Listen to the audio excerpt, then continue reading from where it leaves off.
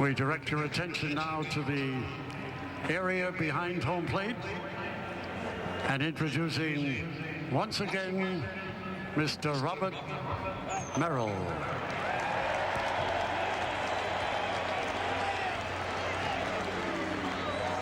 Join me lustily to sing our national anthem.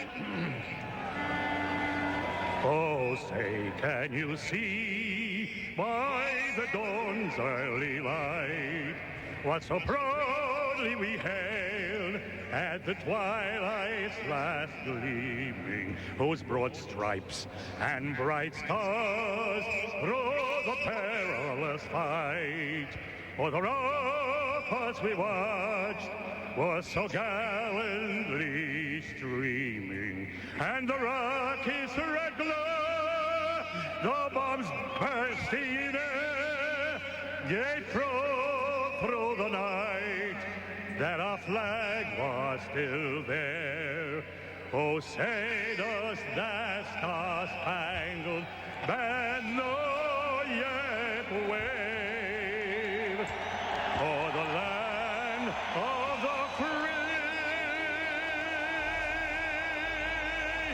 and the hope of the brave.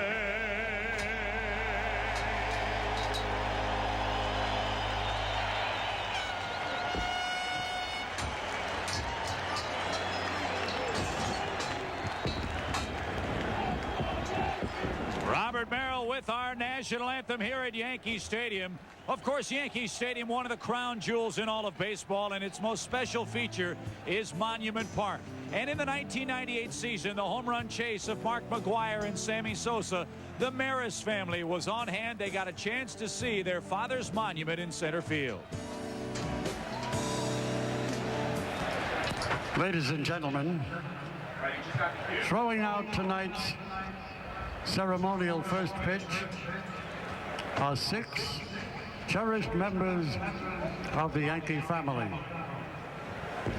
This summer, the home run chase by Mark McGwire and Sammy Sosa allowed the country to celebrate the great accomplishments of Roger Maris.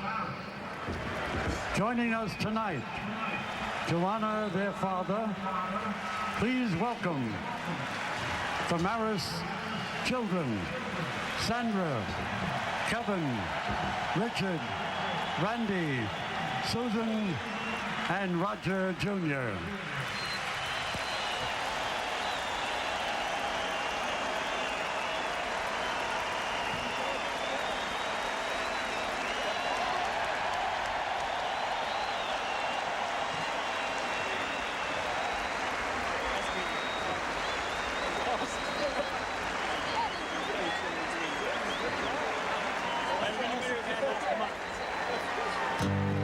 It's game time, folks, and it's great to see the Maris family back home here at Yankee Stadium. Stay tuned. Joe Buck, Tim McCarver, and Bob Brentley will have Game 2 of the World Series after this timeout.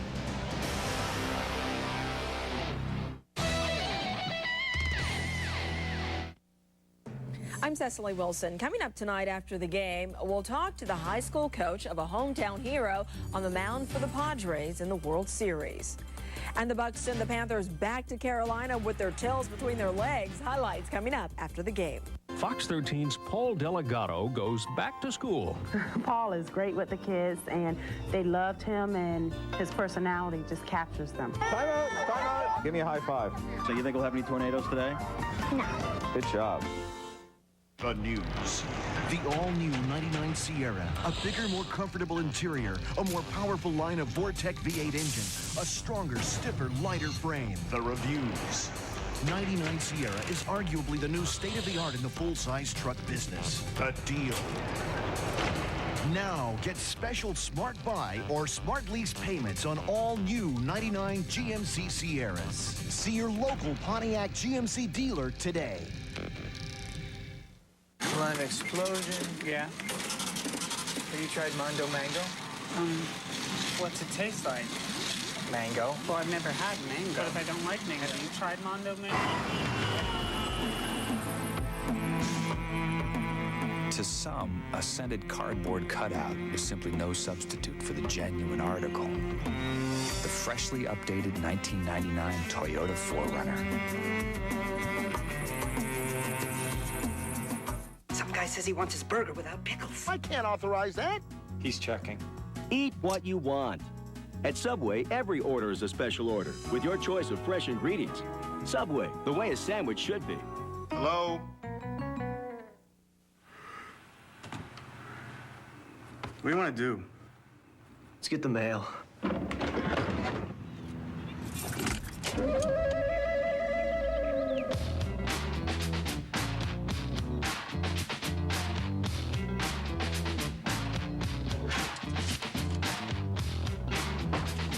Bonus. Wrong address. Cool. Better put it back. The Honda Civic. Where will it take you?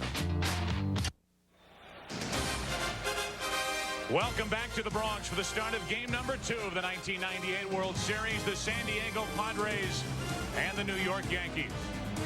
And welcome to the broadcast booth, everyone. I'm Joe Buck. The guys will join me in just a moment. Last night we came on the air before game 1 and talked about a couple of question marks surrounding the Yankee offense. What do?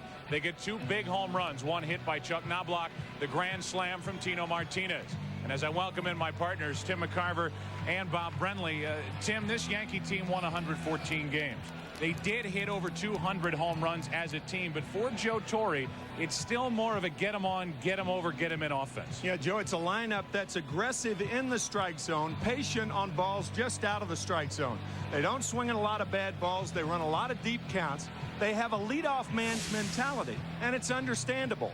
9 of the players on the Yankees roster were leadoff men. Tim Raines, of course, leading the group. Bernie Williams, the cleanup batter in tonight's game, with 245 games as a leadoff batter. They've had only 5 complete games thrown against them this year, and no wonder. They just wear that starting pitcher out. Which was bad news last night for the San Diego Padres and starter Kevin Brown. They wear him down.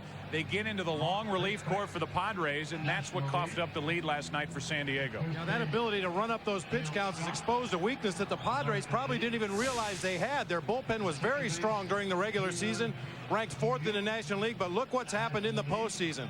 With the exception of Trevor Hoffman, the Padres bullpen has been ineffective at best. In a perfect world, Bruce Bochy would get 8 innings out of his starter and just hand the ball to Trevor Hoffman, but because of the high pitch count that we anticipate tonight from the Yankee offense, he's going to have to go to the middle relief, and that spelled trouble in the postseason. Tonight's starter for the San Diego Padres, right-hander Andy Ashby, will be opposed by the right-hander Orlando El Duque Hernandez for the Yankees. New York up 1-0 to none. Game 2 comes your way from Yankee Stadium right after this quick timeout.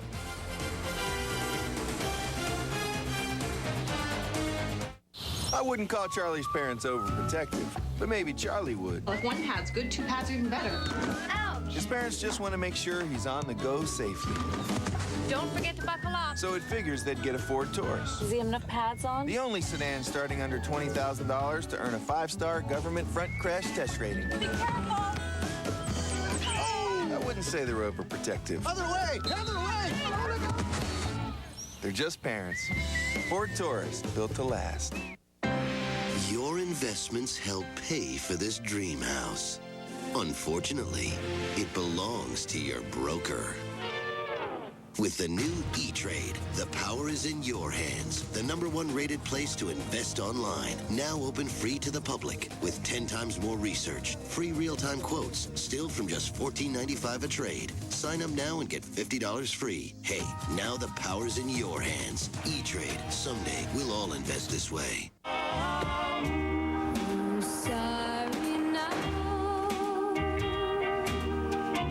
Some people buy cut-rate car insurance, figuring they'll probably never have a claim. But then, something goes wrong, and there's no State Farm agent to turn to for help. So, the choice is yours. Go with a State Farm agent who will be there for you, or go it alone.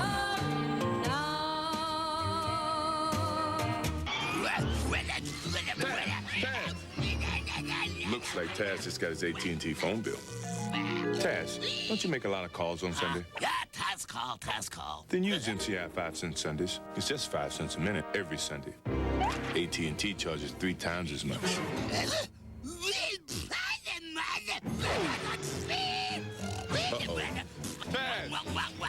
Just call 1-800-Sundays. Become an MCI customer. The 1998 World Series on Fox is brought to you by First Union, your guide to the financial world. By MasterCard, official card of Major League Baseball and fan of the great American pastime. By MCI 5-cent Sundays, pay the least on the day you call the most. And by Nasonex.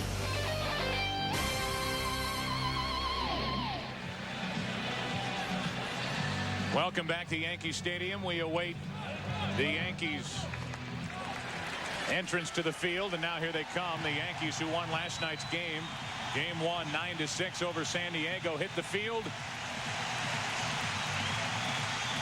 Led there by their left fielder, rookie Ricky Leday, and right in the heart of the diamond, the right-hander El Duque.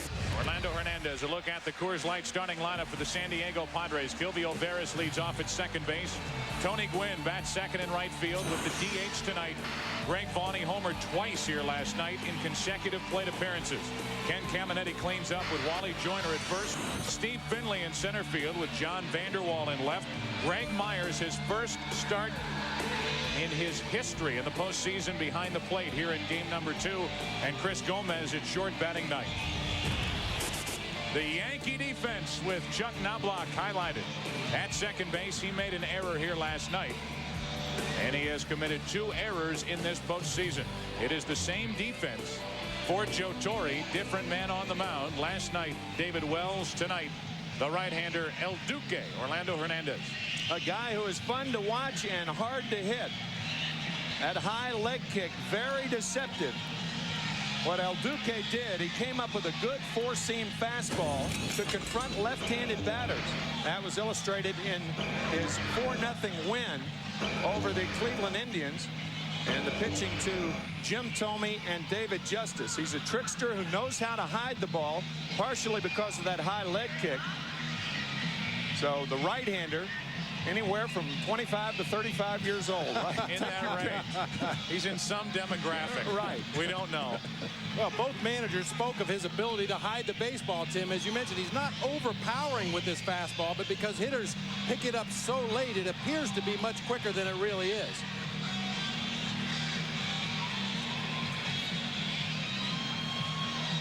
Well, El Duque pitched what was a crucial game for the Yankees for Joe Torre in Game 4 of the American League Championship Series. Here are Joe Torre's thoughts on observing El Duque during the day before that start. It was so incredible, the magnitude that game held for us. And I watched him at brunch that day, okay? We're down 2-1. And he's out there serving people food. And he's picking plates up. I said, wow. I said, I'm not sure if we're going to win, but I know he's not going to be afraid. And he pitched a sterling performance. Be serving up something different tonight. That sterling performance, he went 7 innings, allowed no runs on 3 hits. The Yankees were down 2-1, if you remember. Even the series at 2-2, and went on to win in 6 games over the Cleveland Indians. As always, this broadcast is also available in Spanish by utilizing the SAP button on your television. We will get into the story of Orlando Hernandez, detailed so well during the pregame show.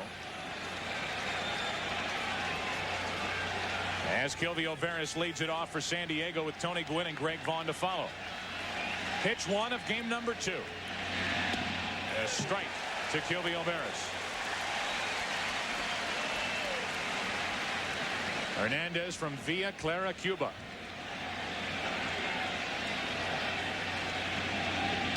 Big breaking ball for strike 2.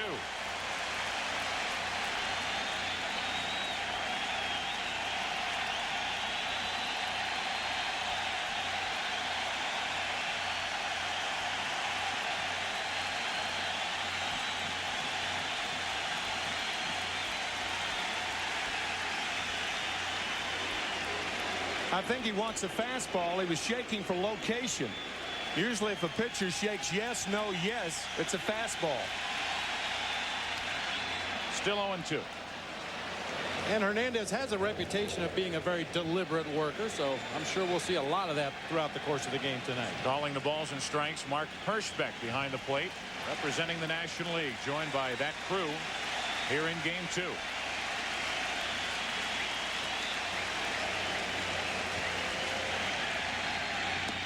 Good start for El Duque.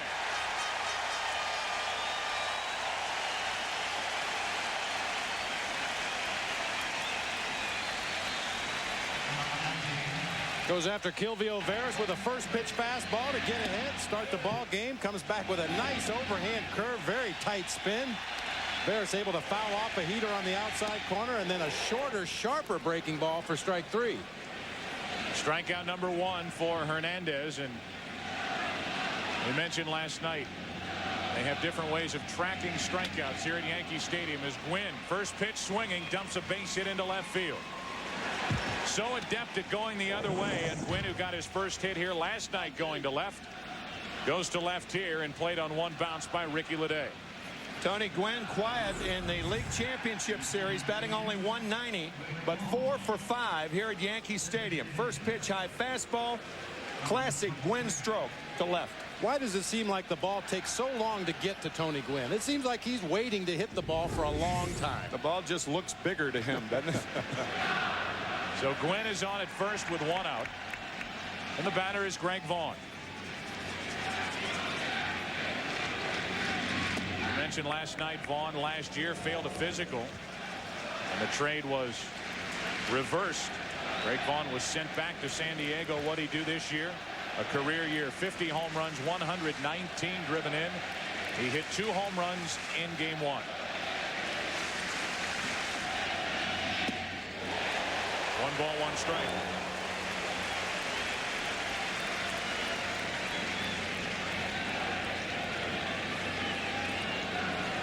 David Wells got the victory here last night. He's now won 6 consecutive postseason starts. Not his typical dominant self, though. 7 innings, 5 runs on 7 hits last night, but he got the victory. Blown right past Vaughn, strike 2. Greg Vaughn swinging well under those 2 high fastballs. See, that bat comes right underneath that pitch. A little ride on that fastball. It doesn't really rise, but it doesn't sink at all. It holds path all the way to the catcher.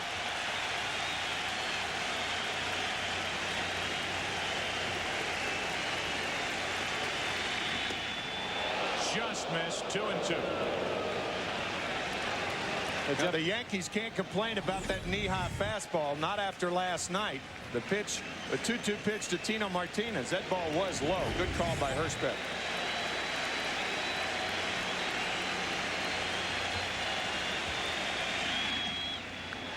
Dropping down a little bit. Who doesn't have multiple arm angles on this Yankee staff? David Cone enhanced.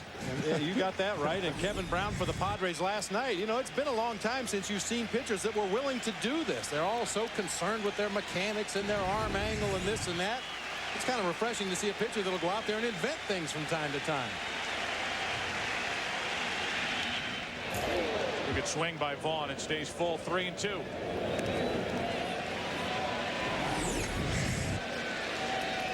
High leg kick, actually not that high on that particular delivery. I guess you'd call that very low 3/4. Not quite sidearm, but approaching sidearm with that delivery.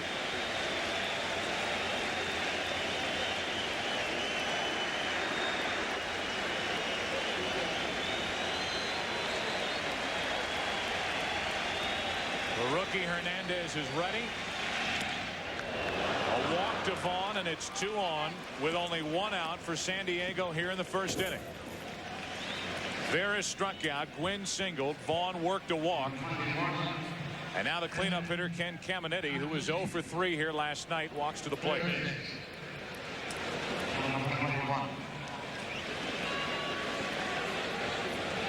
Both home runs for Caminiti this postseason have come while batting left-handed.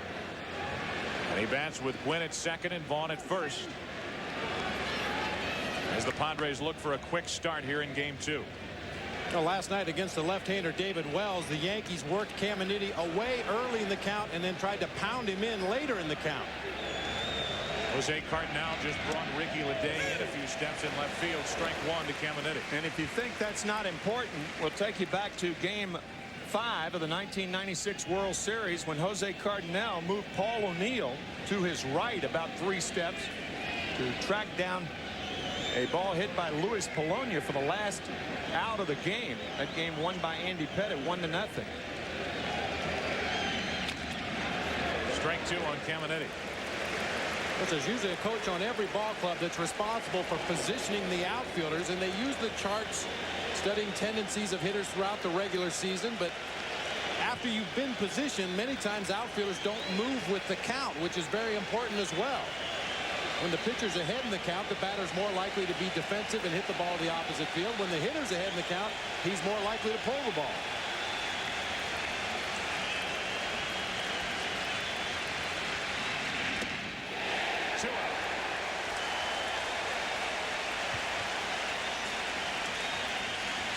When Mariano Rivera came in the game last night, we mentioned that the Padres had not seen a pitcher quite like Rivera. Well, they haven't seen a pitcher quite like Hernandez either. Nobody in the National League throws from this many arm angles and has this many pitches to get guys out on.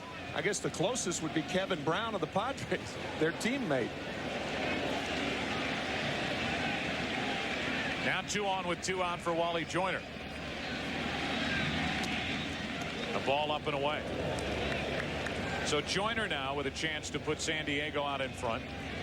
298 hitter during the regular season. He was 0 for 3 here last night. The Duke. Some imaginative and inventive fans around here as they track the strikeouts. 2.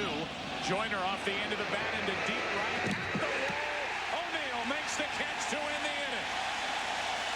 Joyner didn't get all of it, and it cost him and the Padres as O'Neill went up the wall and brought back out number 3 here in the top of the first. Bottom of the first, Yankees bat, no score.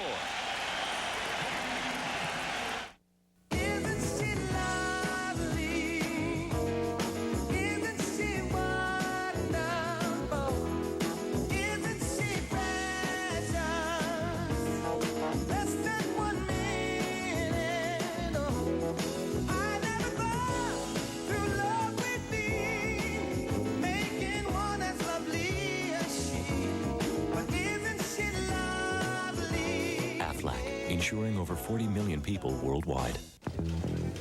Hey, Mr. Internet Wonder Boy. What? Over here. Over here. You think you got it all, don't you? Well, but there's this tiny little voice inside saying there's got to be something new, something that makes you want to stand up and say, yeah, baby, this is what I need. Yeah. Here it is. New Pepsi One. Massive cola taste, only 1 calorie. It's got it all. And you know what it's saying to you, don't you? No. Put down your mouse and curl up with me, baby, because I'm all you ever need. I want that. You want that. I want that. He wants that. Now you got it all, baby. New Pepsi One. Gina was a driving girl with geographic memory. Karen dumped her boyfriend Jim. Forget that slacker misery. Charlie works in cyberspace, \com all day long. Pamela, she couldn't sing, but kept the beat and kept it strong. The all-new Mazda Protege. A change from all your high-maintenance relationships.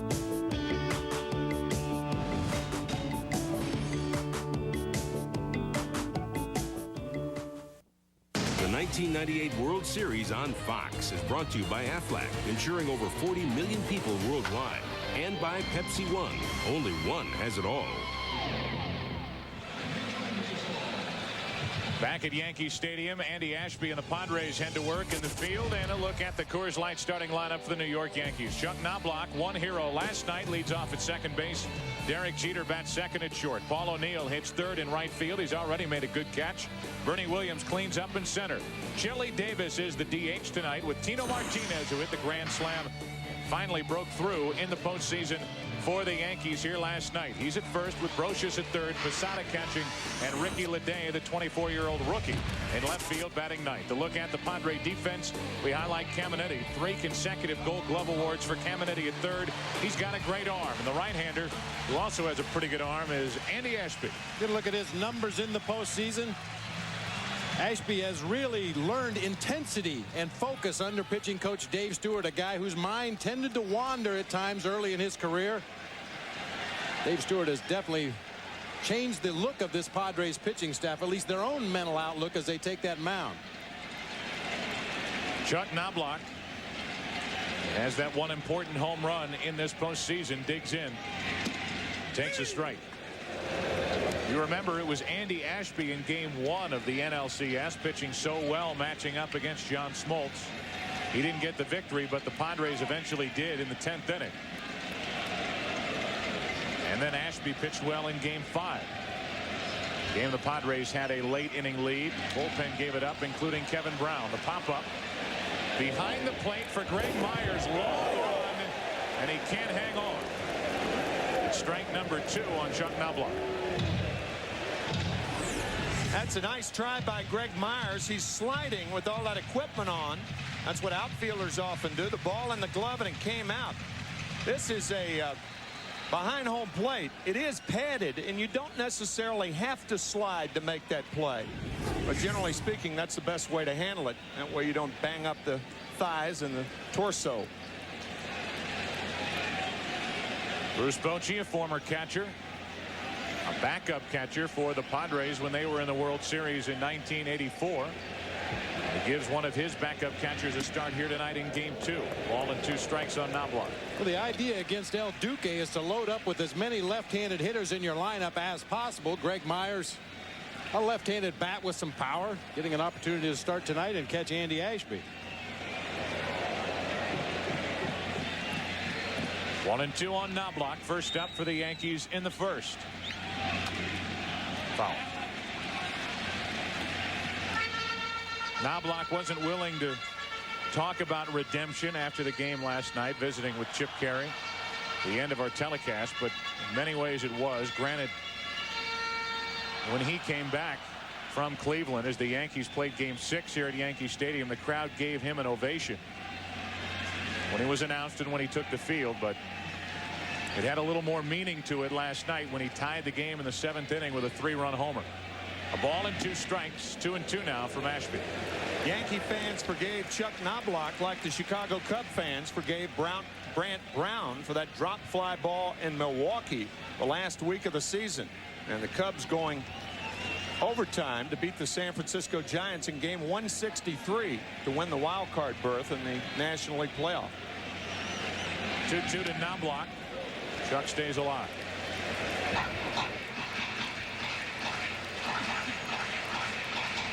Hey, remember last night Carlos Hernandez had white fingernail polish on. Greg Myers has tape on the index finger and probably the rest of the fingers, I would assume, to make it a little easier for Andy Ashby to see the signs. Team manicurist went back to San Diego to get ready for the series out there, so it's just tape tonight. 2 balls, 2 strikes. Full count as Knobloch battles Ashby. It was 0-2. It's now 3-2. And this is that typical leadoff man mentality that the Yankees have. The deep count, 6 pitches already to Knobloch.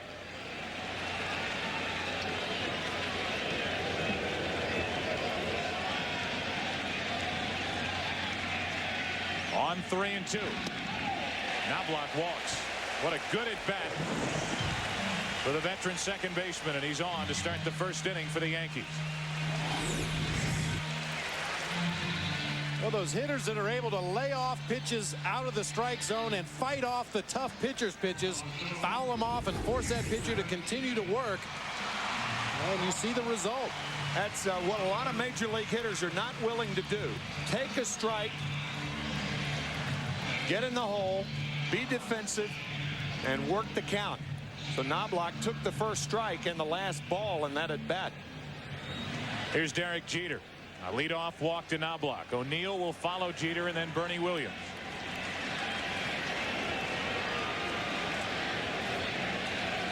As now Andy Ashby tries to pitch around a leadoff walk. Knobloch during the regular season stole 31. He has yet to steal a base in this postseason.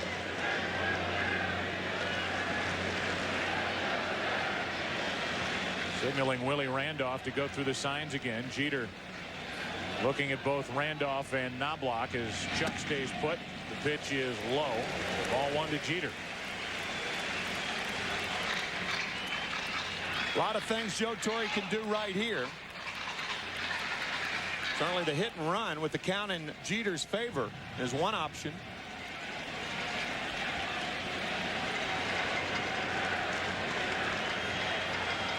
One ball, no strikes. Knobloch at first with nobody out. He starts. Swing and a miss. Throw to second is off the mark. And Knobloch has his first stolen base of this postseason.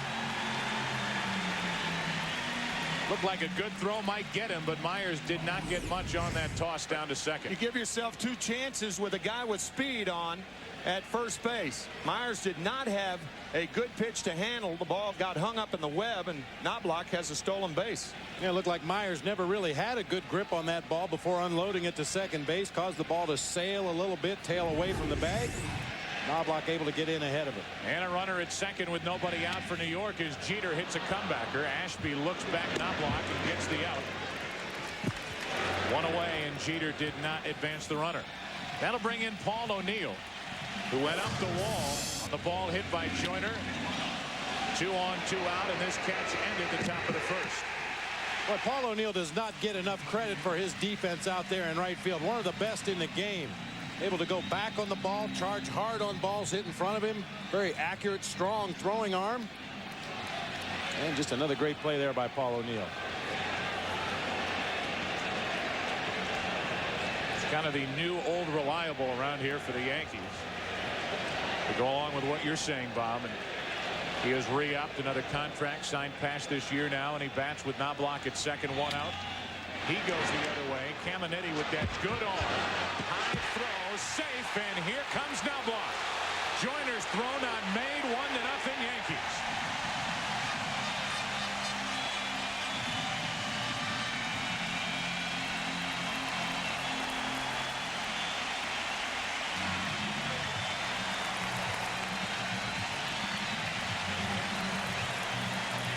Because Ken Caminiti went back on the ball, he wasn't able to plant his feet, and throwing it off balance off that back foot.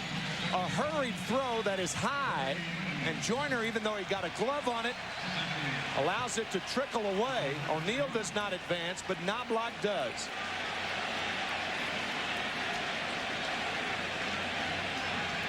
It's unusual to see Ken Caminiti make a throwing error. Such a strong arm, but as you mentioned, Tim, his momentum was taking him towards the foul line, away from the play.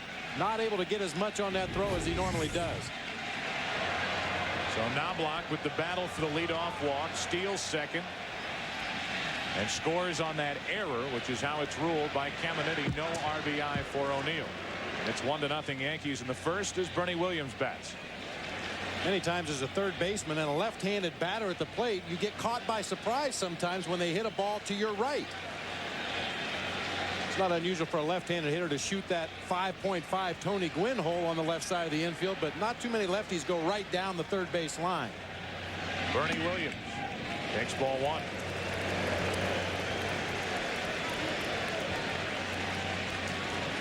Tino Martinez, one of the heroes here last night for the Yankees.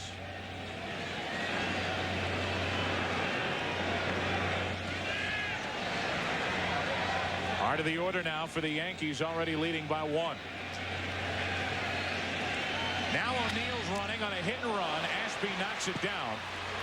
Gets Williams at first, and down to second. O'Neill, 2 out.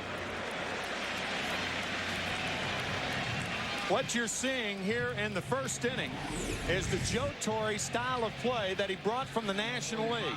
Get him on, get him over, get him in. The Yankees have not hit a ball out of the infield. They have 1 run already scored and another runner in scoring position. What a lot of people talked about back in 1996 when Joe Torre first got here, and we've seen more and more American League clubs follow suit. But I don't know that any team in the American League does that any better than the Yankees. As O'Neill takes his lead at second with 2 out for Chili Davis. A little low, and a look at Ashby in the play from catcher camp. See that pitch on the outside corner. Bernie Williams goes right back up the middle, and Ashby in self-defense knocks it down and is able to get the out at first. Myers coming out into the infield to direct traffic there. Let Ashby know where to throw the ball. Ashby with a runner at second, 2 out. 1 run home for the Yankees. Chili Davis. Another one back up the middle. This one's through. O'Neill comes around to score, and it's 2-0 New York in the first.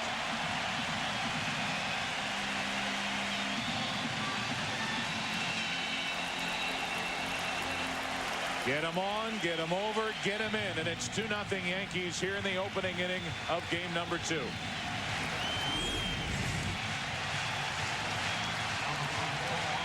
Tried to come inside on Chili Davis, just didn't get it in there far enough. The high bounce in front of home plate enough to get over Andy Ashby into center field.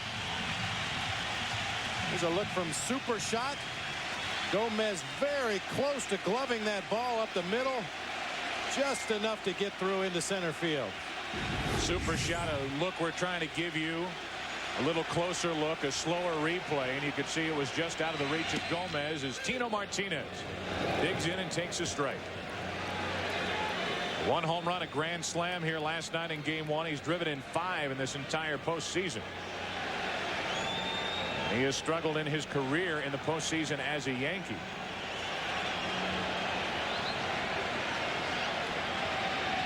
If Knobloch wasn't ready to talk about redemption, Tino Martinez, after taking this 2-2 pitch just low, did this. The grand slam to make it a 9-5 Yankee lead in a 7-run 7th inning. And Tino Martinez is more than willing to admit the relief he felt after pounding that pitch out of this ballpark. And a lot of times when you've been struggling at the plate, all it takes is one line drive or one ball hit right on the button to get that feeling back. The 1-1. Now Martinez set up at a ball and 2 strikes. This is the old killing them softly inning. A leadoff walk, a stolen base, ball back to the pitcher, an error by Caminiti, which allowed the first run to score. A ball back to the pitcher, a ball back to the pitcher off the bat of Chili Davis. It went over his head and into center, and it's 2-0 New York.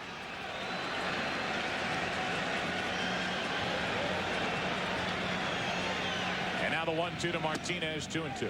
2 hit and run plays in this inning.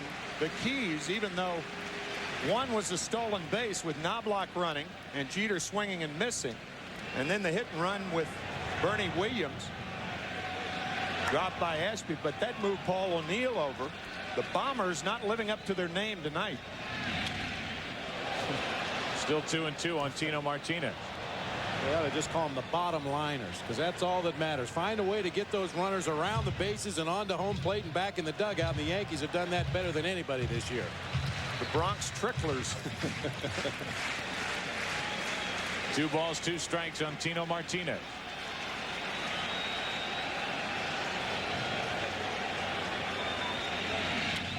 Down the right field line, fair ball into the corner. Chili Davis limping around second and into third, not running well. And it's a long, loud single for Tino Martinez to set up first and third, 2 out. And a terrific play by Tony Gwynn in right field to hold Martinez to a single and Davis to third base. It's a dangerous right field to play. That ball can rattle around out there. This ball looked like it hit right on the line. Similar to Ricky Leday's double last night. Fine play by Gwynn. And Gwynn made a nice play on Leday's double last night. He was out here early during batting practice, had one of the coaches hitting him some fungos down into that right field corner so he could get used to playing those angles. Goes right to the spot where the ball comes and hustles it back into the infield quickly. Boy, Tino Martinez smoked that ball. Talk about feel. That was the feel you were talking about, Bob. Another good swing by Tino Martinez. If he's back, this Yankee lineup will have a much different look.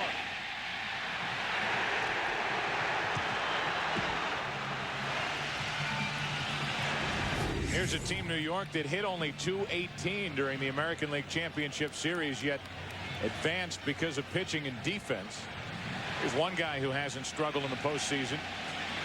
In the Yankee pinstripes, Scott Brocious, first and third, 2 out, 2-0 New York, first inning. And a a strike over the inside corner.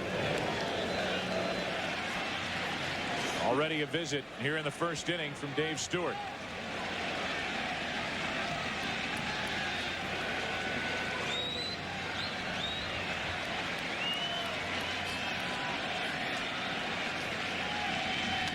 Brocious a base hit. It's 3-0 Yankees. Scott Brocious knocks in his 10th run of this postseason.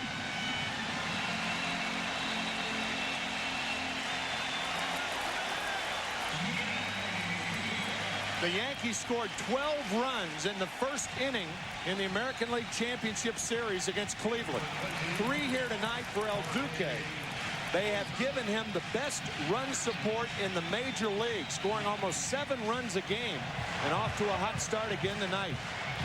And I think it bears repeating. We mentioned it last night. 32 times during the regular season, the Yankees scored 5 or more runs in an inning.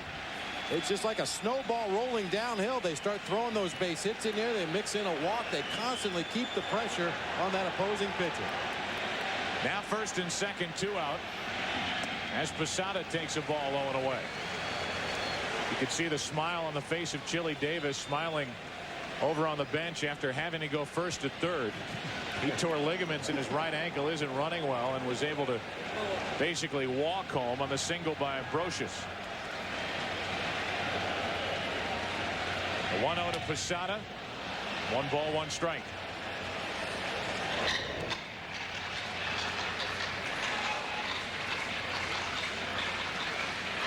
Think back to how this inning opened with Knobloch drawing the walk. And remember the foul ball that Myers got to, had it in his glove and couldn't hang on.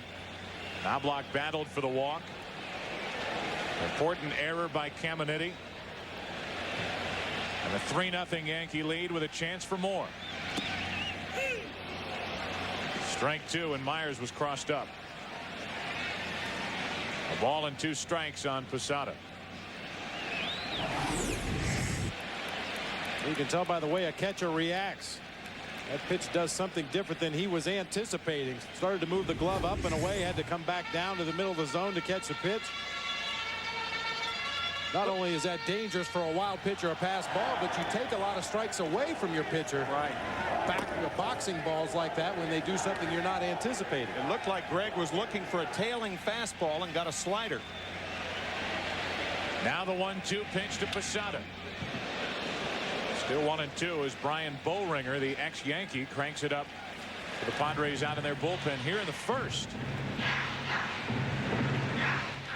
Travel day tomorrow in this series. And then game 3 will come your way on Tuesday evening.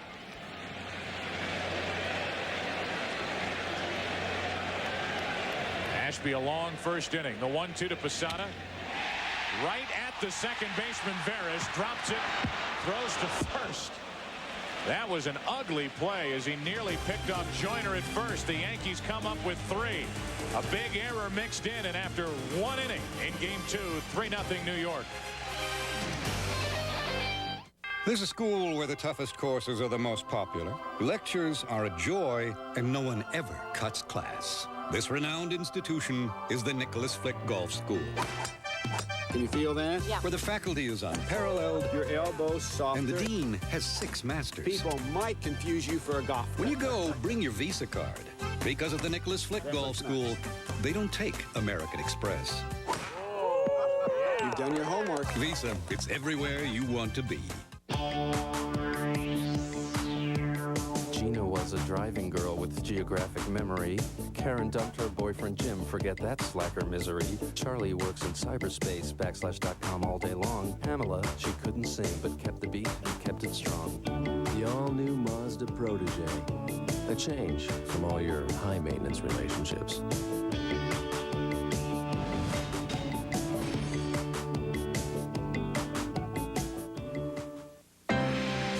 Investments help pay for this dream house. Unfortunately, it belongs to your broker. With the new E-Trade, the power is in your hands. The #1 rated place to invest online. Now open free to the public with 10 times more research, free real-time quotes, still from just $14.95 a trade. Sign up now and get $50 free. Hey, now the power's in your hands. E-Trade. Someday, we'll all invest this way.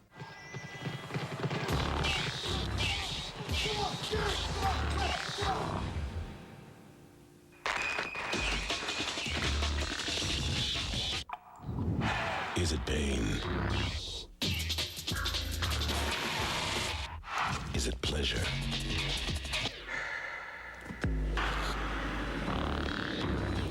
Gatorade, is it in you? In just 5 days, this man will go to hell and back in the name of justice. Brimstone premieres Friday at 8, 7 Central on Fox. One of America's most enduring corporate images, the Goodyear blimp, is floating overhead, providing aerial pictures for tonight's game. The Spirit of Akron is proud to be a part of the 100th anniversary celebration of the Goodyear Tire and Rubber Company. And we're glad they're with us tonight. Beautiful night. Warm for this time of year here in New York. And down below, a good first inning for the Yankees as they come up with 3 unearned runs. Gilvio Veras goes up the ladder. Thought he had that ball in the air. Popped out of the glove, almost threw it away at first. You said it, a very ugly play to end the bottom of the first inning. But it worked to end a 29-pitch first inning for Andy Ashby, to go along with what you talked about, Bob, in the opening. 29-pitch first inning, a long inning for Ashby as the Padres try to avoid that middle relief rut they fell into in game 1. Finley at the plate. And Hernandez has missed with each of the first 3. It's 3-0. Vanderwall next, and then Greg Myers. 3-1. Mel Stottlemyre, the pitching coach for Joe Torre. And the rookie, Orlando Hernandez. Full count. In the last 50 years, only 6 rookies have started Yankee games in the World Series. Mel Stottlemyre was one. Orlando Hernandez, of course, another. Whitey Ford was the first one back in 1950. Finley strikes out as he chased one on 3-2.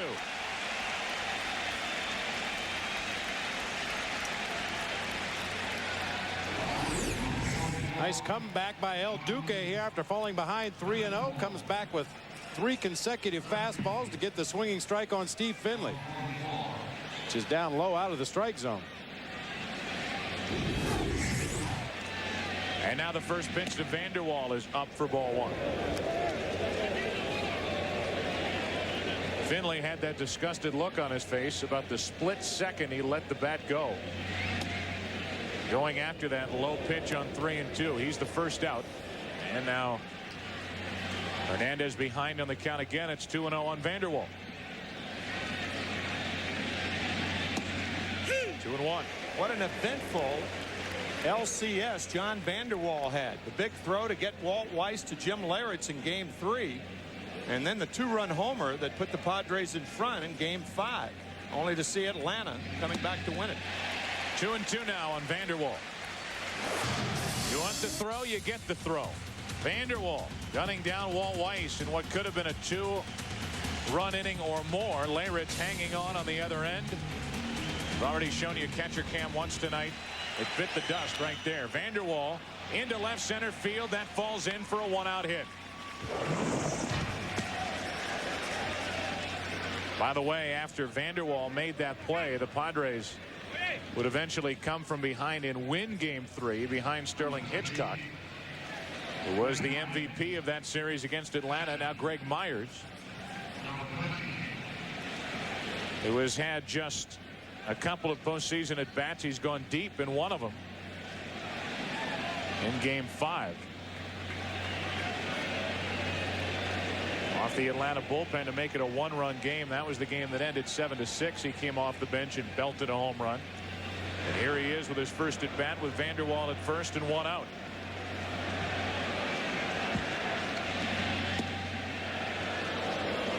Ball 1. This inning, seen some stiff swings by the Padres. one by Vanderwall, a little flare to left center, and that 3-2 pitch by Steve Finley. Normally that tells you that a team is a bit tight, and the Padres appear that way tonight. Fastball for a strike, 1-1. And Caminiti with a similar swing in the first inning when he struck out on a fastball down and in, which is his power zone. Took a very stiff, awkward swing at that pitch.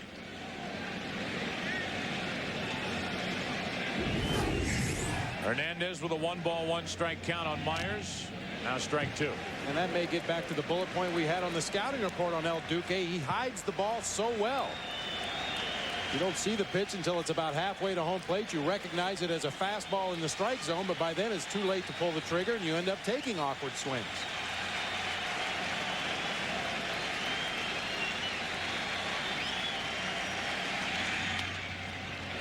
Myers the pop-up behind second. Bernie Williams on to make the catch, 2 down. Kevin Towers, the senior vice president, general manager of the San Diego Padres. Many would vote for Jerry Hunsaker of the Houston Astros in the executive of the year category. Even get some votes around here for Brian Cashman, the job that he has done. Not panicking and making the trade for Randy Johnson, sticking with what he had. But a guy who also deserves consideration is Kevin Towers for the work he has done, helping to build this Padre team. 1 on, 2 out. Gomez, ball 1. And a lot of incremental improvements in the Padres ball club. The addition of Greg Myers, a left-handed hitting catcher. The addition of John Vanderwall, a very solid pinch hitter from the left side of the plate. We got Vanderwall on the last day of August, a month after the trading deadline. Vanderwall had cleared waivers, and it's one of those for a player to be named later deals.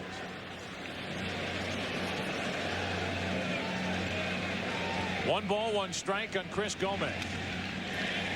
Strike 2 as Hernandez tries to get around a 1-out single by Vanderwall. I think it's interesting. You look at this Padres team, they only have 2 homegrown players. Joey Hamilton and Tony Gwynn, guys that were drafted by the organization, came up through the organization. There are more players who are homegrown Yankees on the Padres roster than there are Padres homegrown. Twice as many, 4. A ball and 2 strikes on Gomez. Wouldn't chase it. 2-2. Of course, Brian Boehringer, Sterling Hitchcock, Jim Leyritz, and Ruben Rivera all came up through the Yankee system before moving on to the San Diego Padres.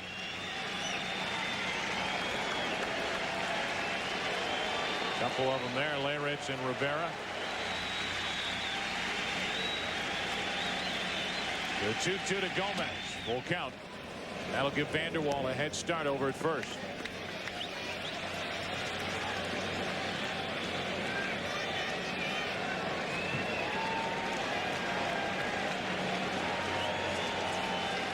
Chris Gomez, the number 9 hitter for San Diego. Last night was 1 for 3.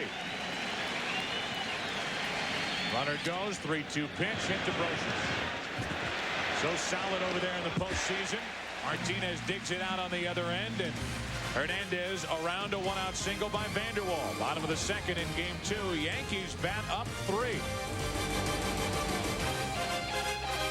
A stranger from the next world. Let me ask your opinion. Do I blend in? Has come to visit ours. You want me to be your guide? I wish to see the world. Tell me about yourself, Joe. I'm sometimes not quite at home around people. On November 13th, Universal Pictures invites you to experience life. I would like it if we were friends. I've got plenty of friends. I don't have any. Through the eyes of Joe Black. I have this weak feeling in my knees. Did you tell her who you are? What are you afraid of, Dad? That I'll fall head over heels for Joe? Well, I have. Brad Pitt, Anthony Hopkins. I don't want to leave. Meet Joe Black. I want to be with you, Joe. Rated PG-13. Starts Friday, November 13th. Buy a set of 4 selected Goodyear tires before November 28th and get a $50 or $100 U.S. savings bond. For the retailer nearest you, call 1-800-GOODYEAR.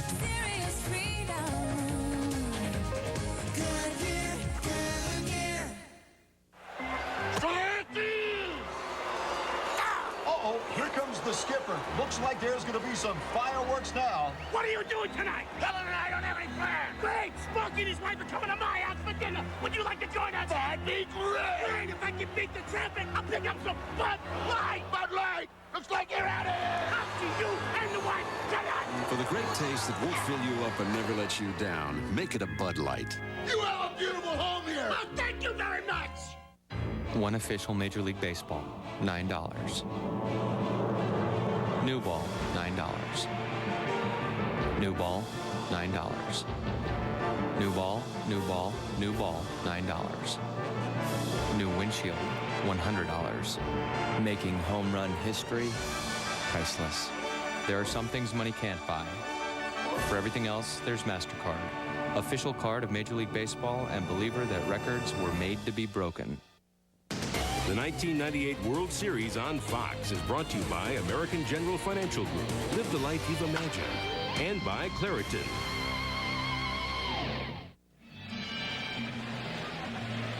Bottom of the second, 3-0 New York. Number 9 hitter Ricky Leday, who didn't act like a number 9 hitter here last night, leads it off against Ashby and strike one. Last night, Ricky Leday, the rookie,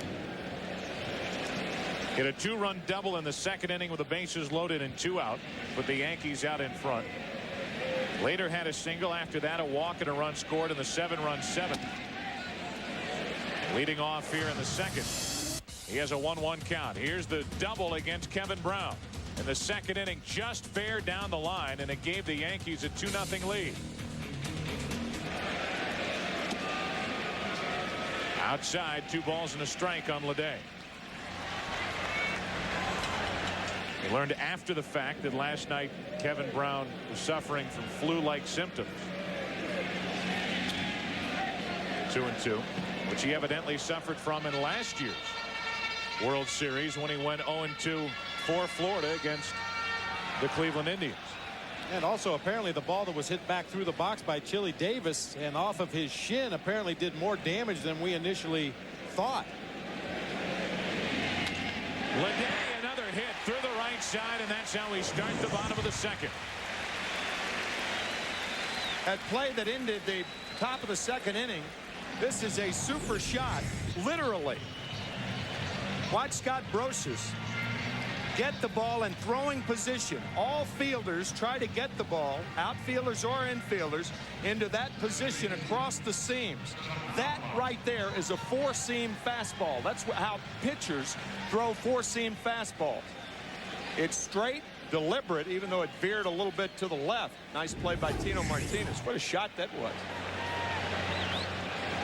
So now Leday at first with nobody out as the Yankees put their leadoff man on. Again, Knobloch did that in the first, and here's Knobloch at the plate, strike one. If you talk to infielders that make throwing errors, more often than not, the reason for the throwing error is the fact they couldn't find the seams. Somewhere between fielding the ball in the glove and making the transfer to the throwing hand, getting into throwing position, they're not able to find those seams, and that's usually when the ball flies high and sails away from the first baseman.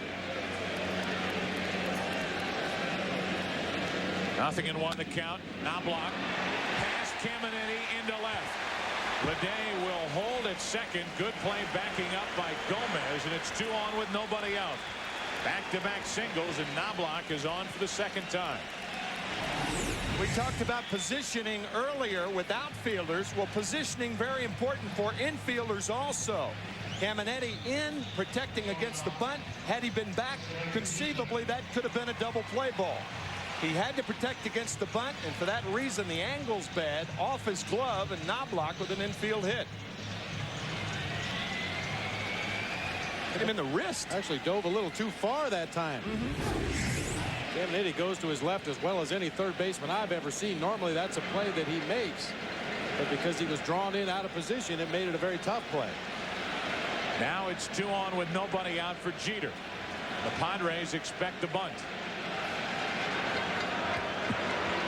Ashby trying to get an early look, and Jeter, if he's going to bunt, didn't tip it off as Ashby looked back at the runner Leday at second. Caminiti giving the signs at third base. It's very difficult to work a rotation play in this situation because you don't know whether Jeter's going to bunt or not. Rotation plays when the third and first baseman charge. Shortstop to third, second baseman to first. Ball one, low and away. You can do it with a pitcher up there that you know is going to bunt. You can't do it with a good hitter like Jeter up there. You got to play it straight up. And that rotation play just opens too many holes in the infield. I mean, you don't even have to try to hit the ball to a hole. There's holes everywhere on a rotation play.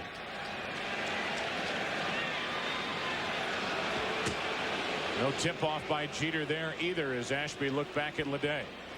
Jeter put down 3 sacrifice bunts during the course of the regular season, but with a 3-0 lead, maybe Joe Torre's going to roll the dice and let Jeter go ahead and swing away in this situation, try to drive in a run. Now he's going to bunt, pulls back from ball 2, 2-0.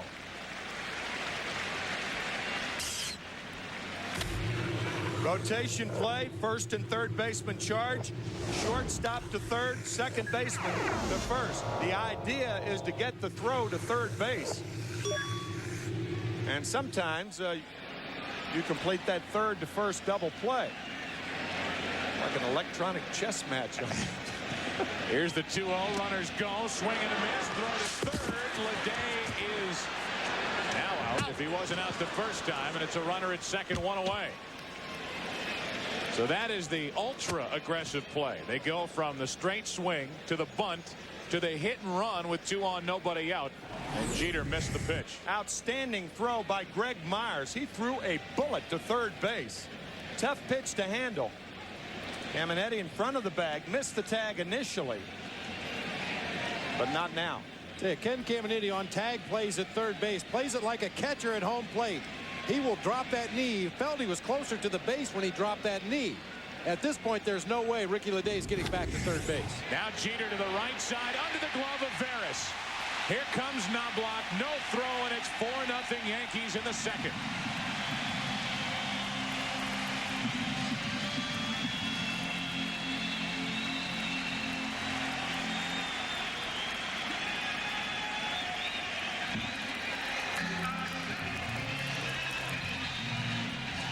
Bruce Bochy has to be tempted to pull one of his outfielders and position him right in the middle of the field. The Yankees continue to go back through the mound into center field.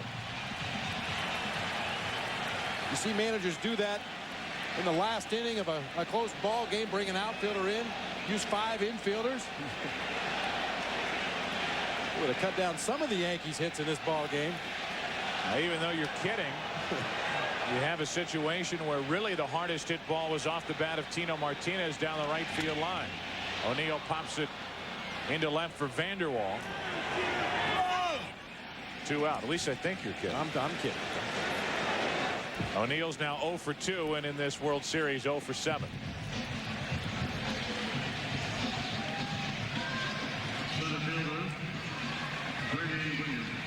Here comes Bernie Williams.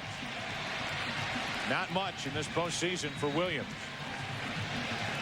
who is staring free agency squarely in the face at the end of this World Series.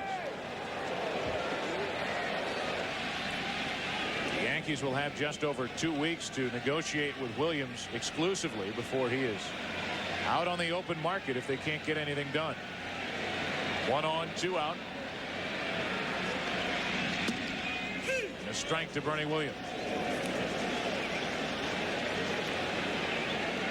Constantly asked the questions about free agency and about where he could end up, and while he answers the questions, they're short answers, and then he usually follows that up with, but it's not something that I should be thinking about right now. Runner at first, 2 out, and an 0-2 count in a hurry on Bernie Williams. Usually with speed on first, a guy like Joe Torre will give Bernie Williams a chance to hit up to 2 strikes, but then turn him loose with the count 0-2. One of the big reasons for that is a pitcher will try to waste a pitch on the 0-2 or 1-2 count and make it a ball in the dirt to run on.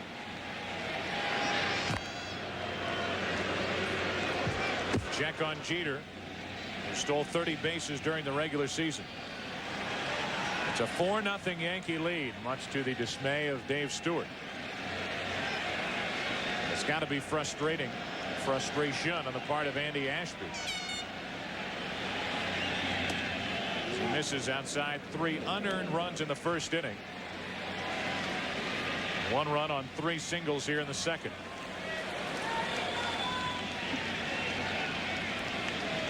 Pitchers love long waits in the dugout. That means something's happening. Hernandez has already had 2. Pitch out on 1 and 2. 2 balls, 2 strikes.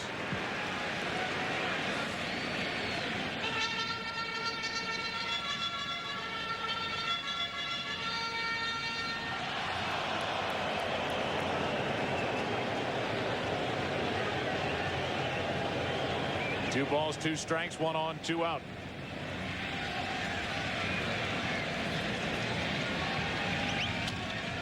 That's foul. We had that shot of Dave Stewart. He was very open about the fact that he eventually wants to head to the front office somewhere and become a general manager. But in his first year as pitching coach, he's been surprised at how much fun he's had. Although he doesn't look like he's having too much fun right now. Not right now. Say he's brought a lot physically to this Padres pitching staff, teaching that split finger to some of the guys that didn't have it before and refining the guys that did throw the split. But above and beyond that, just increasing the intensity of these Padres pitchers. Ashby, a guy throughout his career that had a reputation of not trusting his stuff. He had such a good arm and such good stuff, but wasn't getting the kind of results. Improved that split finger under Dave Stewart, improved his focus on the mound, and had an outstanding year. Jeter is running as Williams fouls it away. You can imagine how intense the front office would be if he became a general manager. Some nasty looks around the copying machine. It's my paper. It's my pen. Sit down at your desk and focus. Fax it now. So that's his eventual goal. He learned in the San Diego front office, then came down to the field to take over as pitching coach. And he watches as Andy Ashby brings it on 2-2 to Bernie Williams. Jeter stays put, ball 3 high, and now Jeter will go.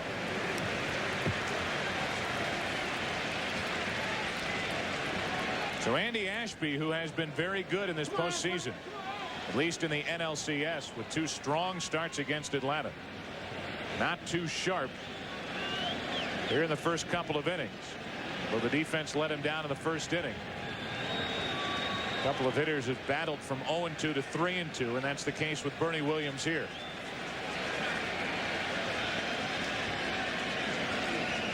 Jeter goes, and Williams fouls it.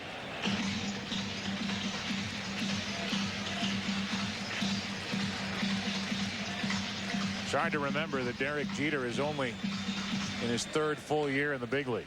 See him talking to the second base umpire, Dana DeMuth.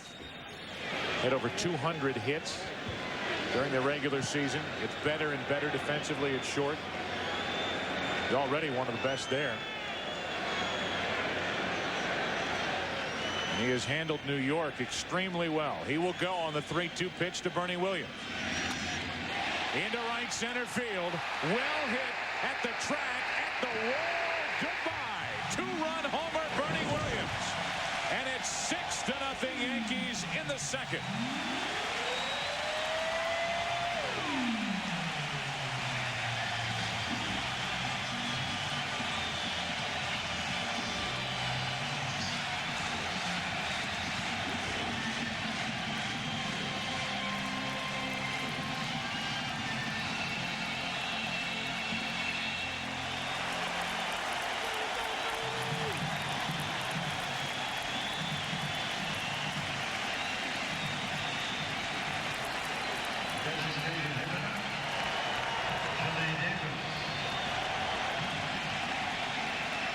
First home run for Bernie Williams in this postseason. Chili Davis takes a ball low and away, and for Andy Ashby, it's the second he's allowed since the curtain came down in the regular season. And on the 50th pitch in an inning and 2/3, the Yankees increased their lead. Wow. A 1-0 pitch to Chili Davis.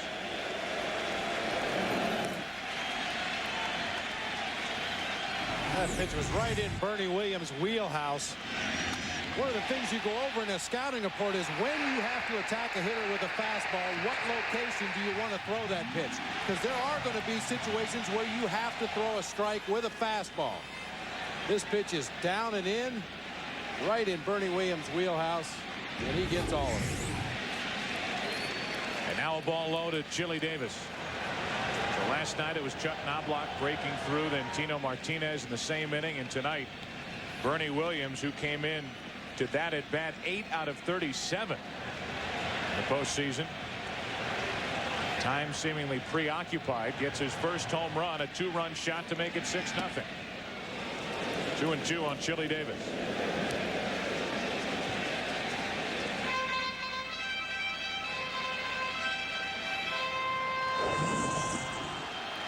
In good company for Bernie Williams. Most career postseason home runs. He gets his first of 1998 and the 9th in his career, although with many more chances compared to those on the list in front of Bernie Williams. Chili Davis strikes out. It's the first strikeout for Andy Ashby, but 3 more runs for the Yankees. They lead by 6. Back after this from your local Fox station.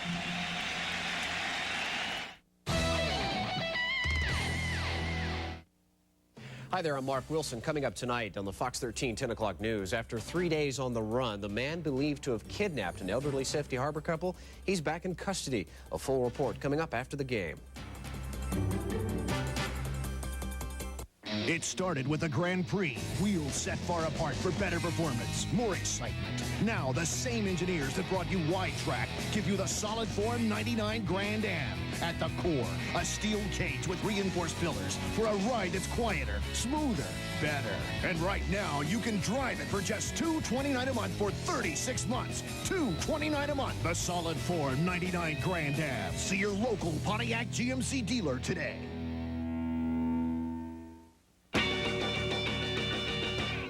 Along in my automobile, my baby beside me at the wheel. We're cruising and playing on the radio with no particular place to go. The really scary thing is, you're probably paying the same amount for car insurance as they are. Call AIG now, and in 10 minutes you could save up to $200. Because we deal direct and insure better drivers, we ensure you get better rates.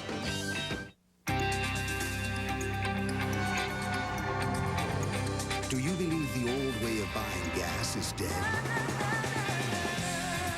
We do. Speed Pass from Mobil. It's the fastest way to get gas. Just wave it past the pump, and like magic, you're gone. Speed Pass, only at Mobil, lets you take wing.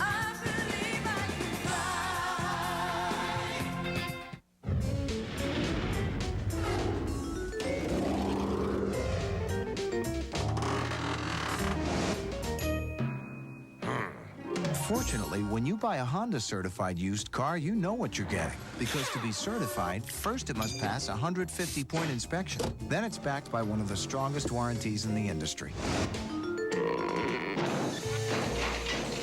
Now get 5.9% APR financing on all 95 to 98 Honda certified used Accords. Melrose Place's Rob Estes and Kelly Rutherford are enjoying the World Series. Game 2. But tomorrow night, they'll jump into action when Fox raises the hemlines for Miniskirt Monday.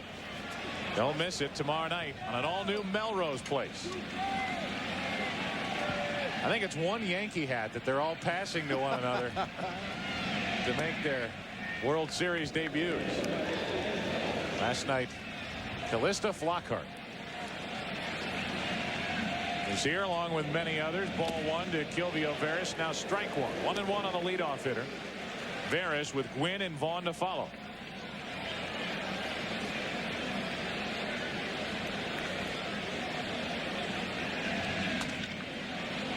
That's strike 2. It is obvious to say for Orlando Hernandez that making a postseason start is not pressure. Pressure is climbing into a makeshift raft and leaving your family behind in your home country to battle the seas and try to eventually end up in the big leagues. That's obvious. But in a way, it almost degrades the type of pitching and the type of baseball and competition that he was involved in his homeland in Cuba. I mean, you're looking at the top pitcher on the Cuban national team with heavy pressure situations, and a guy who won 129 games and lost only 47. As Veras fouls it back 2-2. I mean, you talk about Cuba, guys. It's, to some, the cradle of baseball in the Caribbean, and baseball dates back into the 19th century. And they don't take those games any more lightly than we all take the World Series, as Hernandez has been involved in intense situations on the mound before in his life. But this is not pressure compared to his journey here eventually to Yankee Stadium, as he strikes out Kilvio Veras, fourth strikeout.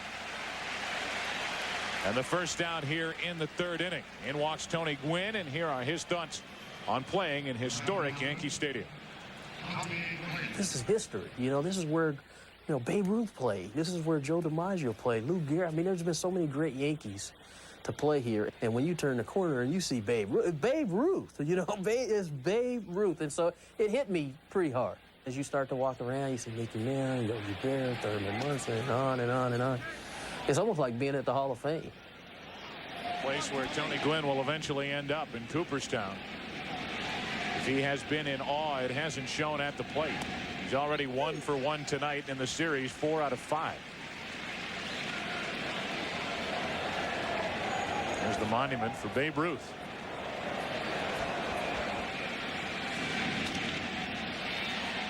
Strike 2 on Tony Gwynn. Hey, you get the feeling if George Herman Ruth weren't nicknamed the Babe, they probably would have called him Boomer. And vice versa. If David Wells wasn't the Boomer, he would have been Babe. That's right. Babe just got it first. 1 out, nobody on, a ball and 2 strikes on Gwynn. 2-2. It's neat to hear a guy like Gwynn and his respect for baseball history, and we talk about Wells and his respect for baseball history, and particularly Babe Ruth in the Yankee tradition. As Gwynn pops it into left field for Leday. 2 out. So few players, young players in any professional sport, know so little about the history of that sport, and that's not the case with Gwynn or Wells. San Diego trying to build tradition. It's going to be a long time before any team builds the tradition that the Yankees have built. The 90th World Series game played here in Yankee Stadium. Team of the century? Well, don't know yet. They've had 23 world championships. 23rd they owned back in 1996.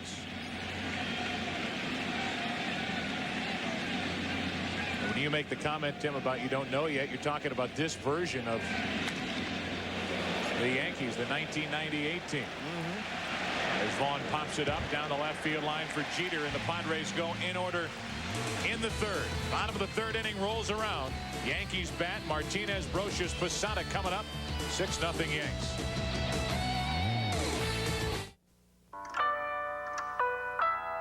Var rädd om dig nu, Sven-Åke.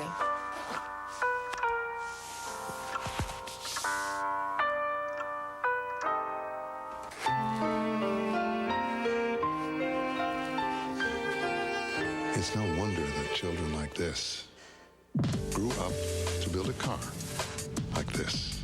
The new Volvo S80. Protect the body. Ignite the soul. This is your brain. This is heroin. This is what happens to your brain after snorting heroin. And this is what your body goes through. It's not over yet. This is what your family goes through. And your friends and your money. And your job and your self-respect and your future. Any questions? This is a world only a few know well.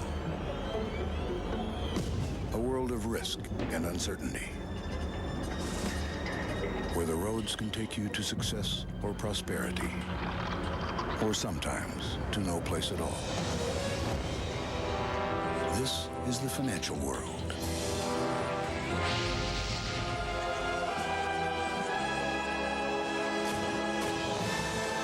For decades, banks and investment firms of mountainous size have ruled the land.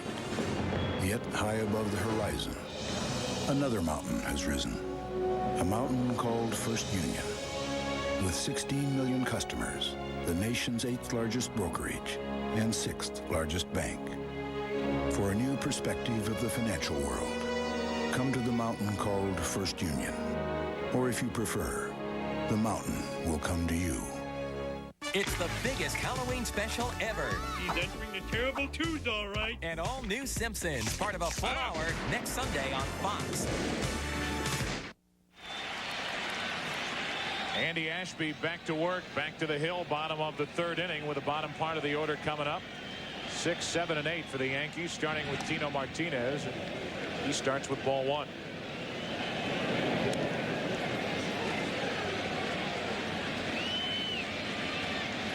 Martinez a single his first time up.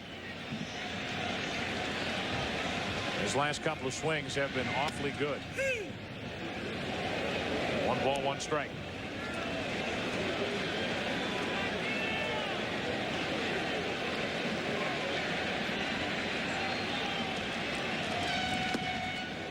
Good pitch from Ashby, strike 2. Hit a couple balls well, like Tino Martinez has done in his last 2 at-bats. Get that confidence back. That is a huge difference. That check up from the neck up.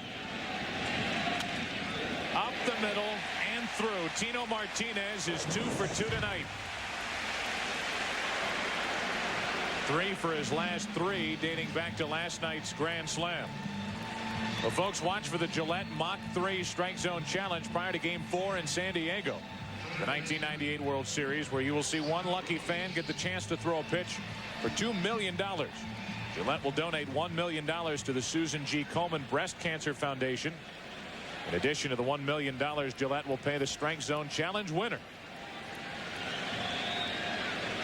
That's before Game 4 in San Diego, as Brocious lines a base hit into left. In the bottom of the order, doing damage for the Yankees. Brocious 2 for 2.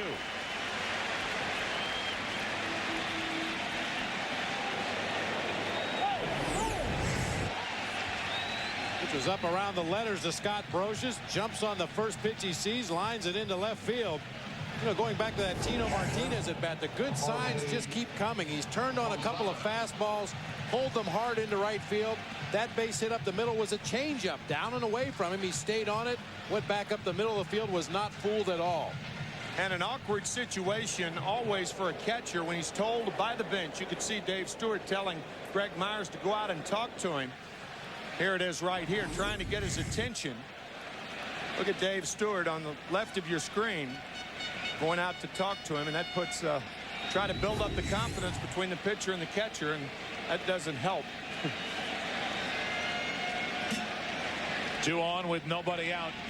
Posada to Veras. They get the middleman and turn them both. 4-6-3.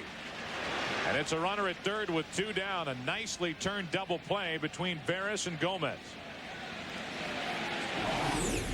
Second baseman usually tries to give the shortstop a throw to the outfield side so he can elude the runner better. Nicely done by Veras. Very deliberate throw. Outside part of the bag and turned nicely by Gomez. And the reason Veras could be a little more deliberate on this play, he knew who was running.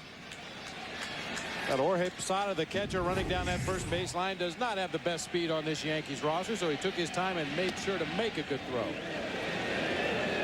A ball now to Ricky Leday, who's a mere 3 out of 4 in World Series play.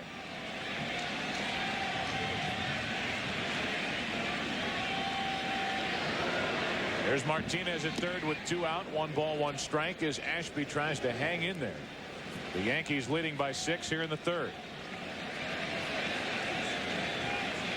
A lot of pitches, 63, and he hasn't even finished off 3 innings. Only 3 earned runs of the 6 scored by the Yankees. 2-1.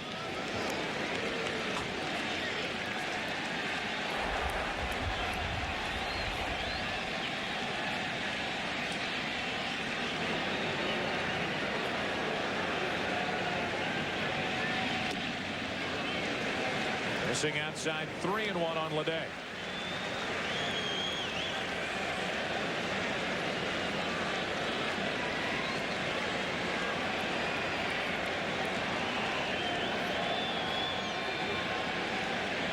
Runner at third, 2 down.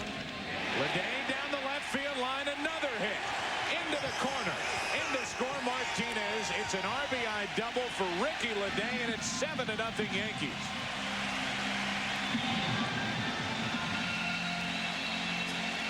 Ricky Leday has had 6 plate appearances in this World Series, and he has reached base 6 times. Well, we've seen him turn on fastballs and pull them into right field. This time he goes the opposite way.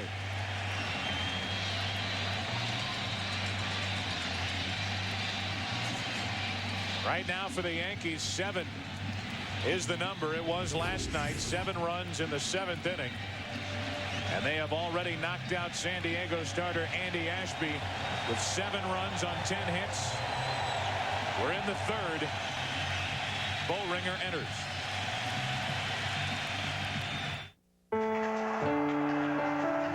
Nine programs, $27. 5 hot dogs, 6 pennants, $45. 1 big puffy hand, $6. Their first big league ball game, priceless. There are some things money can't buy. For everything else, there's MasterCard, the card at the heart of Major League Baseball.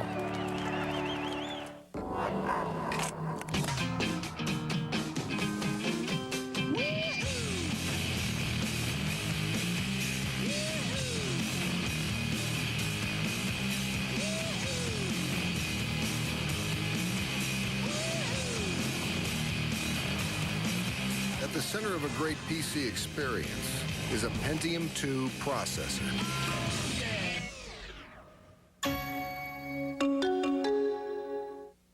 Gosh, you know, I just went to use the phone. You say once you got back, your wife was gone. Yes, sir. Hello. What? Have you checked the hot enchilada? Oh, no. Millicent gets terrible heartburn. Not this time. What's that? Looks like the remains of an individually wrapped Pepsid AC chewable. Introducing Pepsid AC Chewables, the first chewable to stop heartburn before it starts. Millicent? Is that you? Start living heartburn-free with new Pepsid AC Chewables.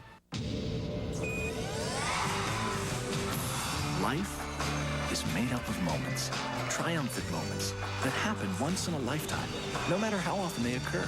That's why Starter is the only championship t-shirt found on the court, on the ice, on the field, and on the players at that precise moment of victory. Because some moments we want to remember forever. Own a piece of history. Starter. Authentic championship apparel.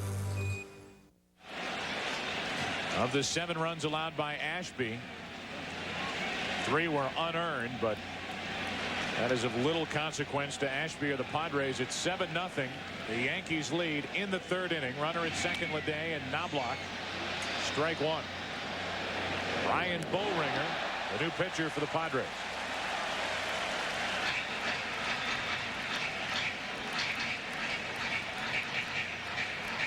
Bullringer's job is to try to put some zeros on that board, give his offense a chance to try to crawl back into this ball game. Bullringer worked a 1/3 of an inning here last night.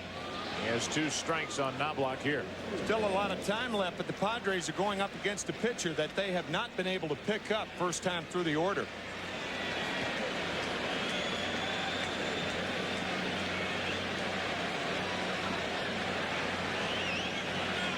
There's your 7 runs. 6.9 per game for the Yankees in support of Orlando Hernandez. They've scored 7. Runner at second, 2 out.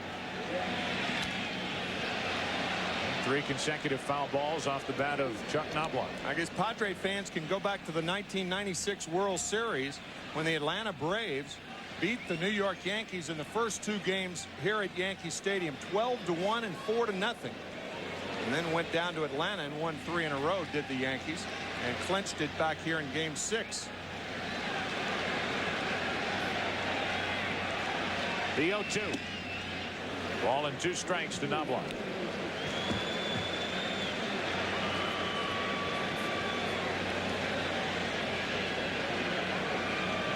talked to Joe Torre about the atmosphere back in San Diego. These Yankee players sure seen on TV, but aren't fully aware of the kind of atmosphere they're going to be surrounded with on Tuesday night. Another foul from Knobloch.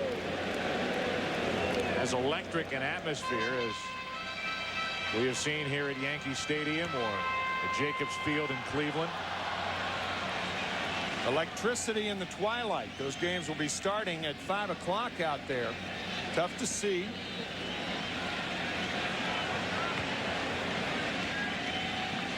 Runner at second, Leday, 2 out, a ball and 2 strikes on Knobloch. Outside corner, and Bullringer rings up Chuck Knobloch. He closes out the third, and as we go to the 4th inning, Ashby is finished. The Yankees lead by 7.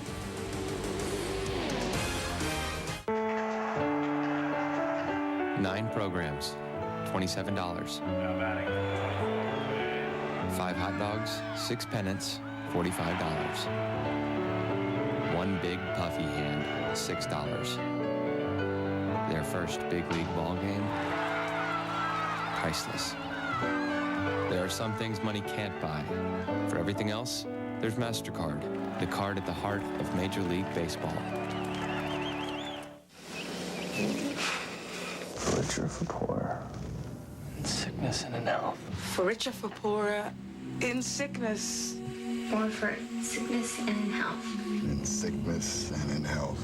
For richer, For richer or for poorer, in sickness and in health. And in health. Your health and your financial security. At Aetna, our focus is helping you with what matters most.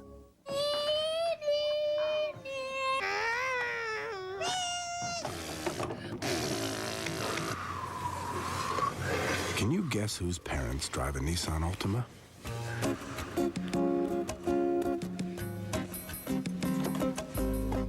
Hi, Mom. Hey, buddy. The remarkably quiet Nissan Altima. Enjoy the ride.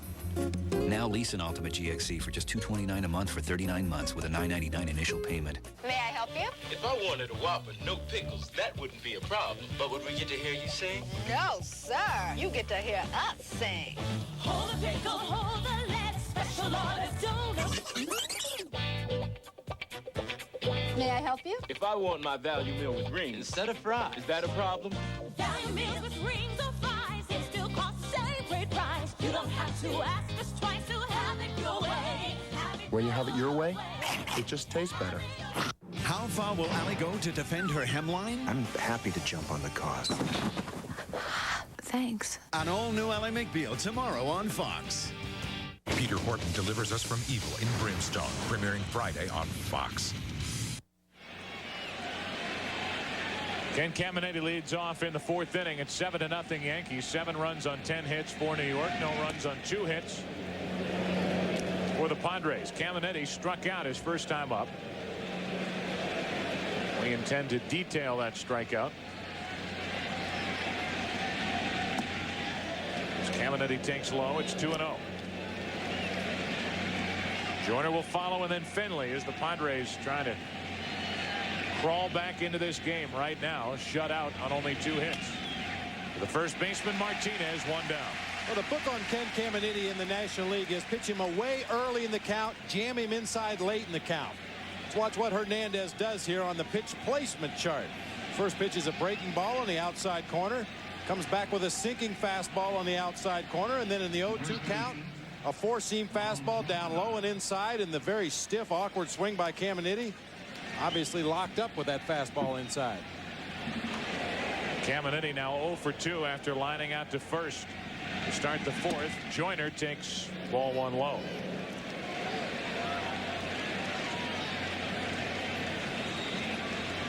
Wally Joyner flying to right, deep to right, his first time up. Go back to that defensive play by O'Neill. Up against the wall. Didn't pull a home run back, but an extra base hit he took away, and now Joyner to the right side. Robbed again. Chuck Knobloch with a dive to his left.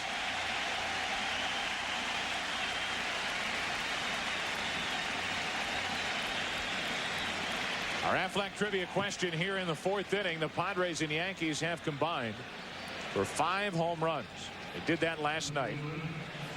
What is the record for most home runs combined in a World Series game? Last night it was 5.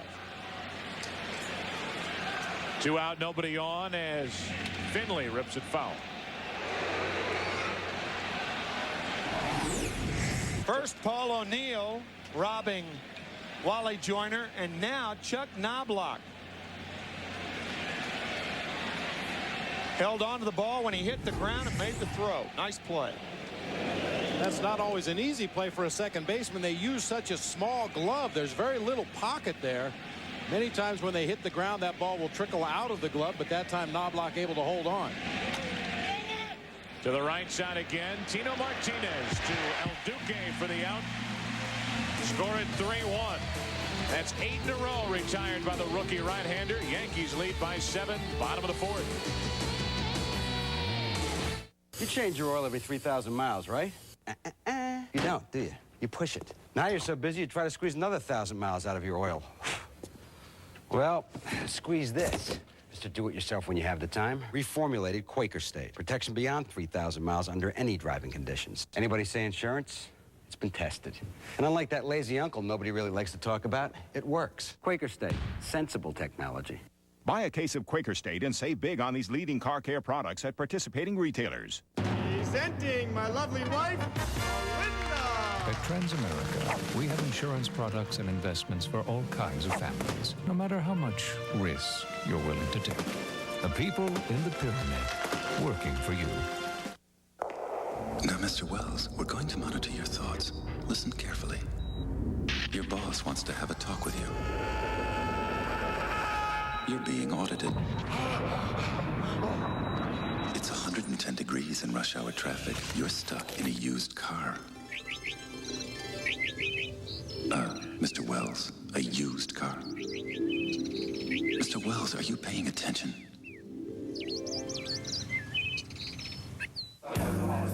My brothers can be a little... Maybe they're not coming. Picky, protective, quick to judge. She said. So, when you meet them, just make sure... Here you go. Best looking beer in the house. You look smart. Guys, what'll it be? Bolder, richer, creamier. Killian's Irish Red. One look says a lot. When you qualify for benefits with Transamerica long-term care insurance, you can make yourself at home because you can still live at home. The people in the pyramid working for you.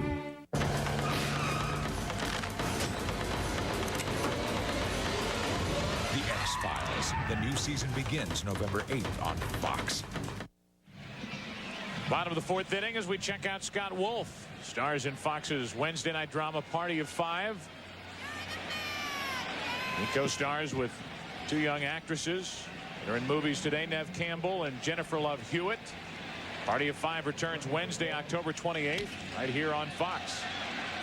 Starting to realize that it's a good thing that Fox has a couple of animated hits, or none of us would get tickets.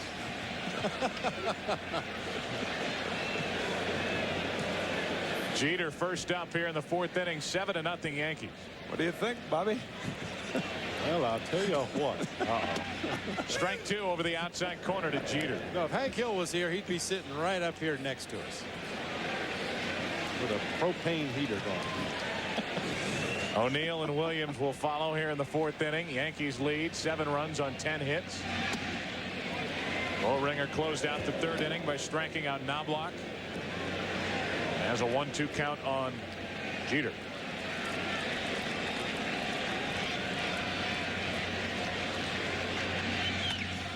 Up the middle, off the glove of Gomez and into center. Jeter's 2 out of 3 as he starts the 4th inning with a single. Our Aflac trivia question. The Padres and Yankees combined for 5 home runs last night. It's the record for the most home runs combined in a World Series game. Game 7 of the 1960 World Series. That's my guess. 1989 series. I was there in uniform. Wasn't on the active roster, but I was on the bench for the Giants when Oakland pounded 5 home runs. The Giants hit 2. And that's our Aflac Trivia answer. 7 home runs total.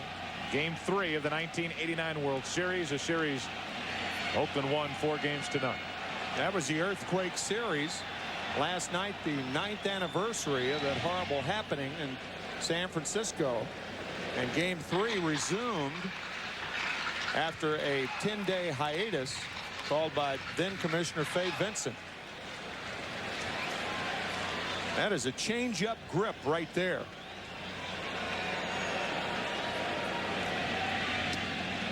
And a change-up to O'Neill is called for a strike, 1-1. Normally you don't see a guy go behind his back with the same grip that he's going to have in the glove. The reason for that is he is facing the first base coach right now.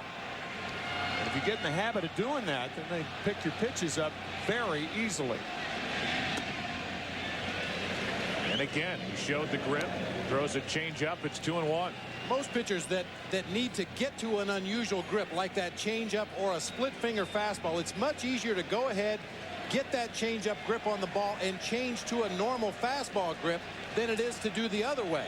Have a fastball grip and change to the changeup.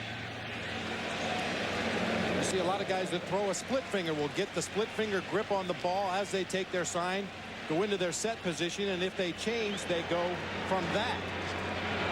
Jose Cardinal on your left, the first base coach for the Yankees, and the grip on your right, Ryan Boehringer. 3 balls and a strike on O'Neill. Full count, 3-2. Our center field camera so many times has picked up Greg Maddux, who is a master at changing those fingers around. The index finger, the middle finger, and the ring finger. You can almost see his fingers doing his thinking for him. 3-2 on O'Neill. Jeter is running, and O'Neill chops to short. Padres will only get 1 out at first by starting the runner. The Yankees avoid the double play, and it's Jeter at second with 1 out. That'll bring in Bernie Williams, who went deep. His first postseason home run in this action for the Yankees as he took one low and rode it over the wall in right center field. And gets his first of 1998. 1 out of 2 tonight.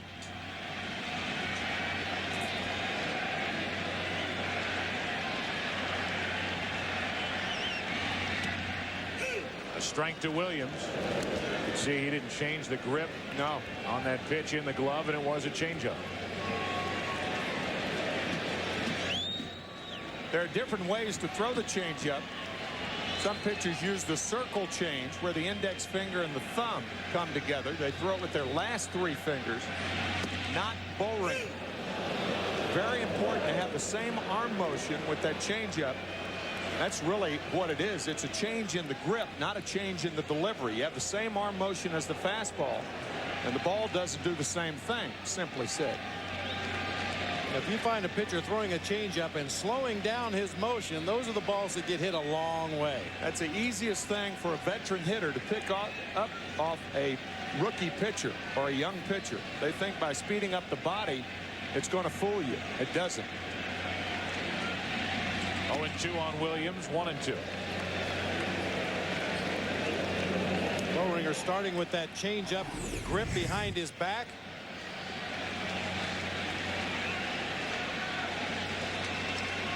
And then here's the arm motion. Everything the same as a regular fastball. But with that grip, there's no way you can throw it with the same velocity as your fastball.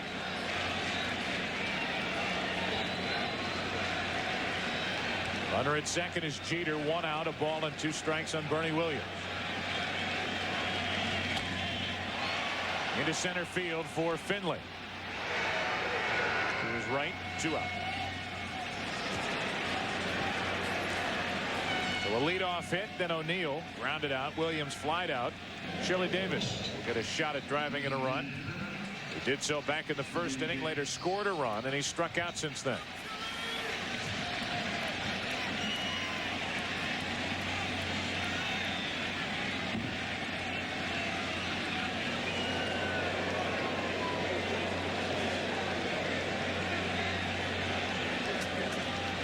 Ashby still watching from San Diego dugout as Bollringer brings it to Chili Davis. A strike over the inside corner. Joe Buck, Bob Brenly, Tim McCarver with you. 9:30 on the scoreboard clock here at Yankee Stadium. Padres threatened in the first inning, didn't get anything. The Yankees got 3 unearned runs in the first, 3 more in the second, 1 in the third. Knocked out Andy Ashby, the starter for San Diego, in that third inning. Now the 0-1 from Bollringer. Strike 2 on Chili Davis. Generally, when teams get Chili Davis in a 2-strike hold, they go up the ladder with that 4-seam fastball above the belt, try to get him to chase a pitch up high out of the strike zone. Chili is widely recognized as an outstanding low ball hitter from the left side of the plate.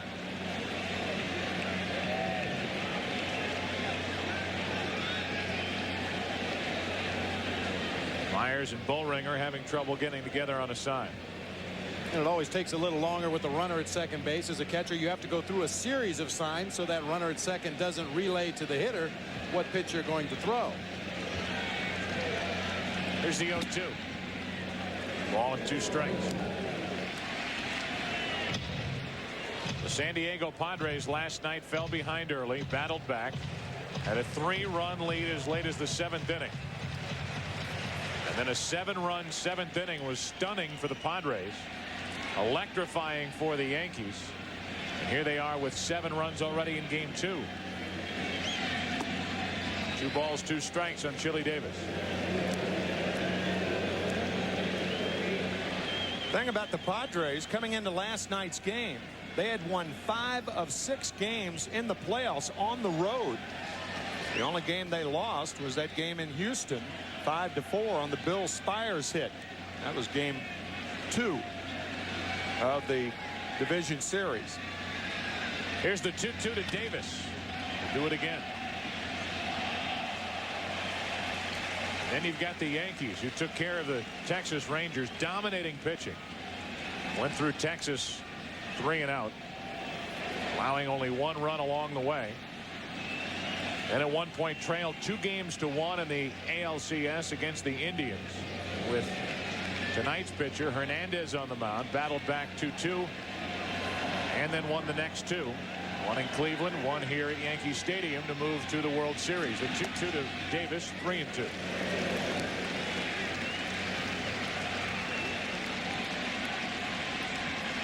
David Wells, the MVP of that American League Championship Series. But no bigger start than the one made by Orlando Hernandez, and because he was so effective, it bought him game 2 of the World Series and maybe game 6 if this series goes that long. Instead of Andy Pettitte, as Davis takes strike 3. Thought he had drawn a walk. That's the final out here in the 4th inning. Second strikeout for Bollringer, and the Yankees do not score. 7-0 New York.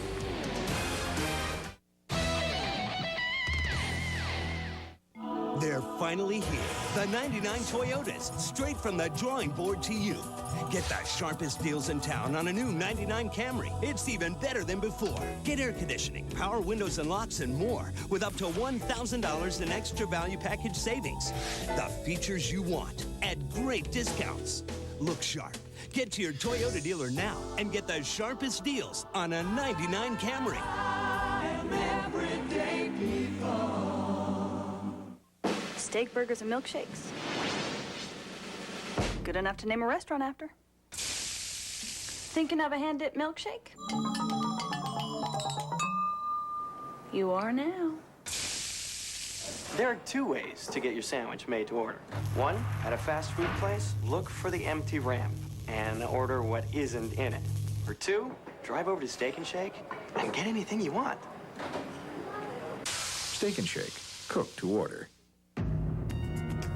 Dodge Ram was the first and is still the only full-size pickup to be ranked most appealing by J.D. Power & Associates. It was the first to offer a 10-cylinder engine, and it was the first quad cab. And now, for the first time, we're offering $1,000 back on the truck that changed the rules. But hurry, this is one first that won't last. $1,000 cash back on 98 Rams ends November 9th.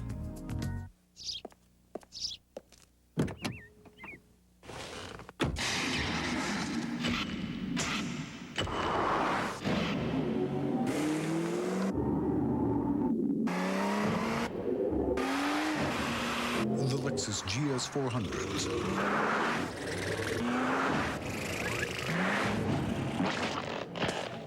It's fast.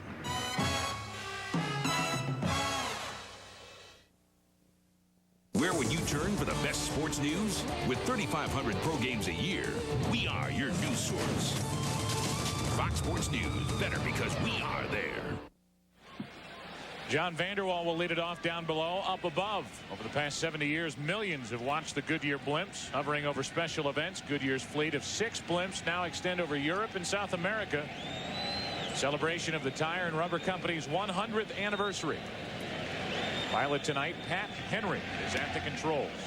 Vanderwall takes a ball from El Duque to start the 5th inning. Hernandez has retired 8 in a row. Vanderwall has the last hit for the Padres. Strike 1. We mentioned throughout this series that John Vanderwall, throughout his career, has been known as a pinch hitter deluxe. Just to give you an idea, in his best season offensively with the Colorado Rockies back in 1995, he hit .347. He was in 105 ball games, had 101 at bats. That was the year he had 28 pinch hits, the most ever by a major league player in one season. Struck him out. That's number 5 for Hernandez.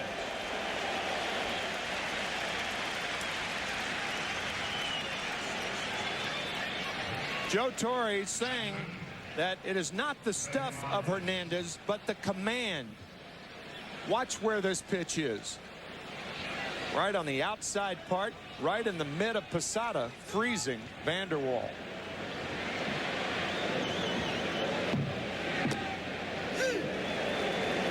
Strike to Myers. Orlando Hernandez has such control that in his first postseason start in Cleveland in Game 4, Joe Torre said it took him about an inning, maybe a little over an inning, to figure out where exactly the strike zone was. He worked from the outside into the strike zone to catch the limit of the strike zone, so he knows how far he can go over the outside corner and still get a strike. Strike 2 on Myers.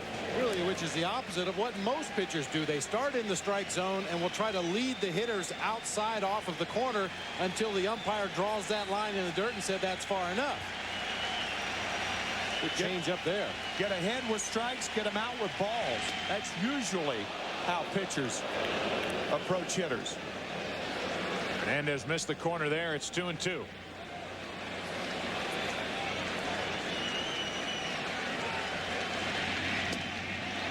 Now 3-2.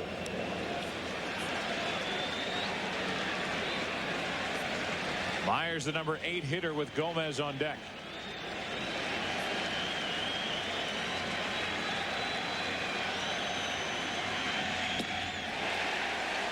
Back-to-back strikeouts, 6 on the night.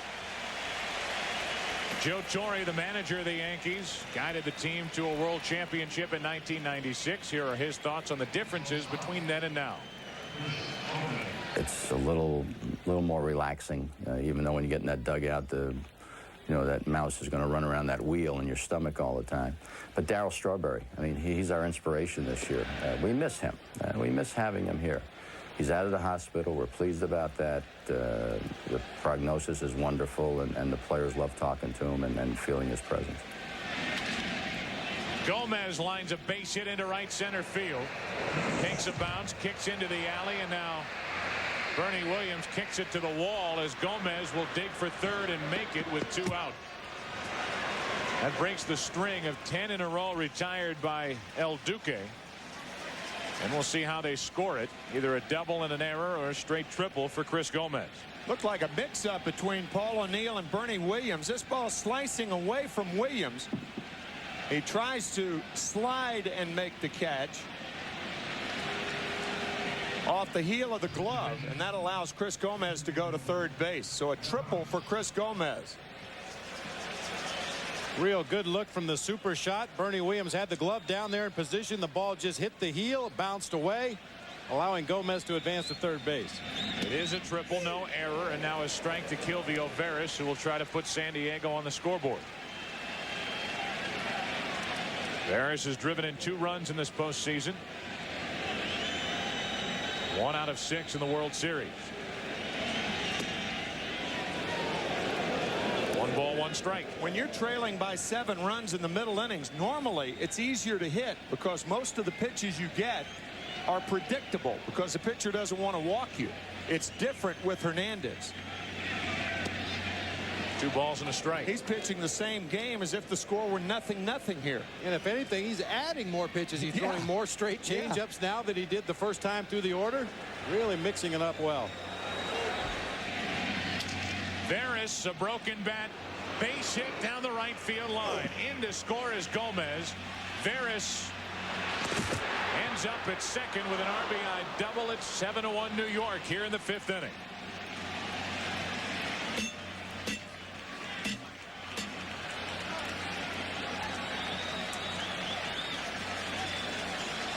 Veras gets jammed with this pitch, hits it right off the fist, just over Tino Martinez. The ball hits the tarp, takes a carom directly to Paul O'Neill. I think O'Neill was caught by surprise that Veras was going for 2. Veras, one of the few guys on this Padres roster with good enough speed to try something like this. Trading a bat for a hit. You'll do that any day, and I think you're right. I think O'Neill realizing that the Padres were trailing by 6, not going to take chances. But Veras did with 2 outs. And a big play with Gwynn coming up, but now the comebacker to Hernandez makes the play off the mound, and Gwynn is 1 for 3. The Padres get their first run of Game 2. They lead their 4th, and after 4.5, 7-1 New York.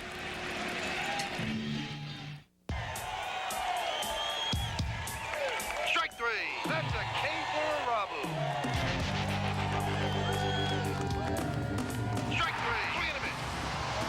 Another K.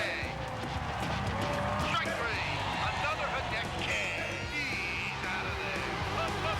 Another K. He's the K. He's the king of the K tonight. I don't want to be the K anymore. My name is Jim, and I am the beer man, and I'm proud to sell this Coors Light. So please do not call me beer dude. Don't yell beer jockey, barley boy, or suds buddy. And I'll be happy to pour you a frost brewed Coors Light. Stay away from Brew Brother, Captain Cup, and Sir Pour-A-Lot, and you'll get your Rocky Mountain refreshment faster than you can say Lager Lugger. I am Beer Man. Hey, beer stud.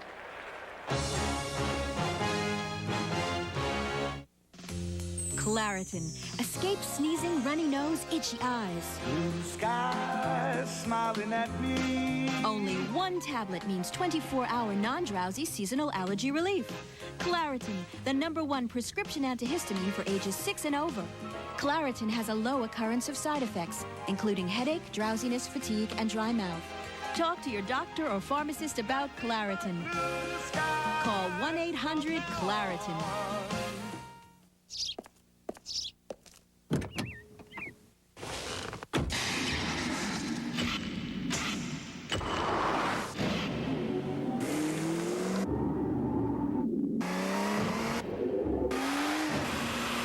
Lexus GS 400s.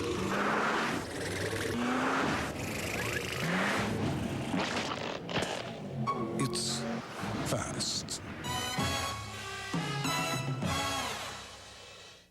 The 1998 World Series is brought to you by Frost Brewed Coors Light, who reminds you the 3 most important words are "Hey, beer, man," and by Lexus, wherever the pursuit is exhilarating.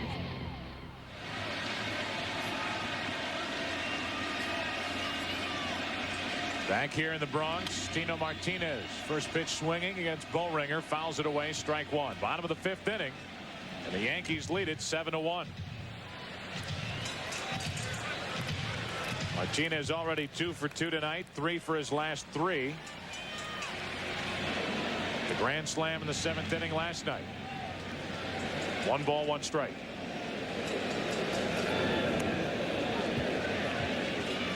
You can bet that Chris Chambliss, the hitting instructor, likes what he sees the last few swings from Tino Martinez, and he'll be dialed in watching Martinez in his 3rd at bat tonight.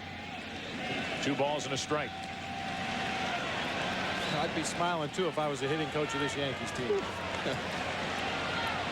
They hit 288 as a team during the regular season, hit 207 home runs. Martinez pops it up. Caminiti, one away. Martinez retired for the first time tonight. We look at our game summary. Brought to you by MCI. Ken Caminiti, a big error in the first inning. 3 unearned runs. Derek Jeter, an RBI single in the second. Tonight, he's 2 out of 3. Bernie Williams, his first home run of this postseason, a 2-run shot in the second.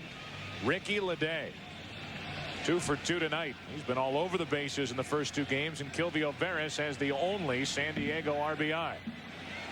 Scott Brocious now. Bo Ringer has quietly done a good job entering in the 3rd inning, striking out Knobloch, getting around a leadoff hit in the 4th inning, and he got the leadoff man Martinez here in the 5th. To the left side and through, past Caminiti, and Brocious is 3 for 3.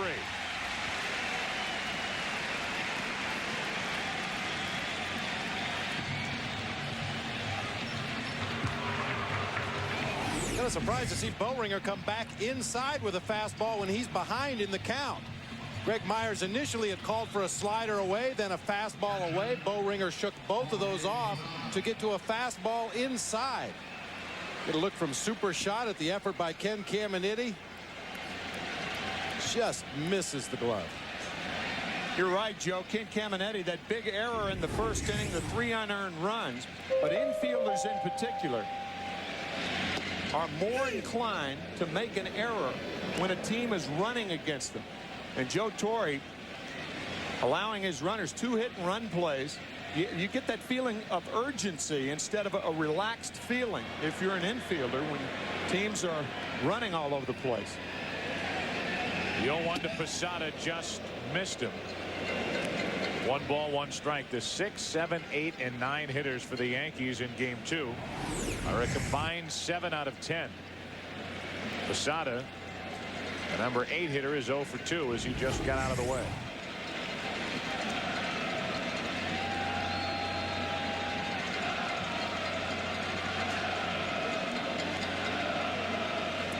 One ball, 1 strike. Posada fouls it away for strike 2.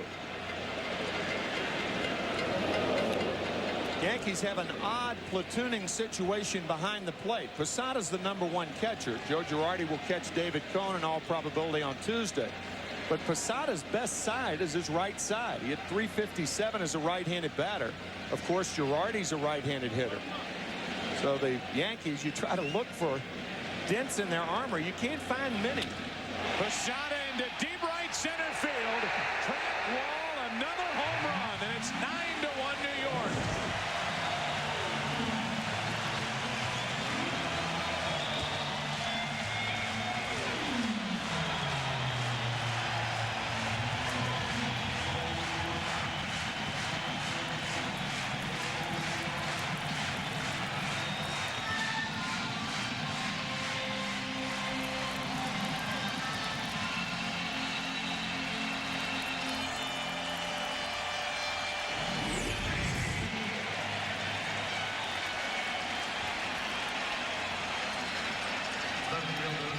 Man, only a .228 hitter from the left side this year. That's where his power is, and he just showed it.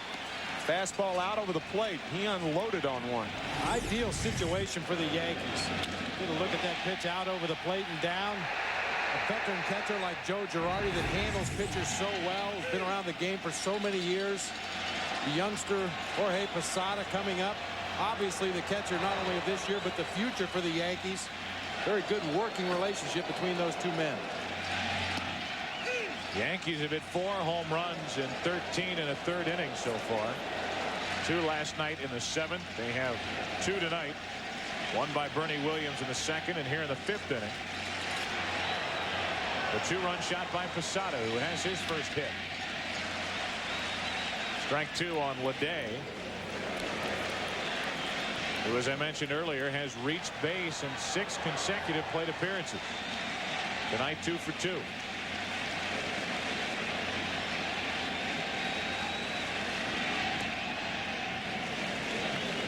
2-2 the count.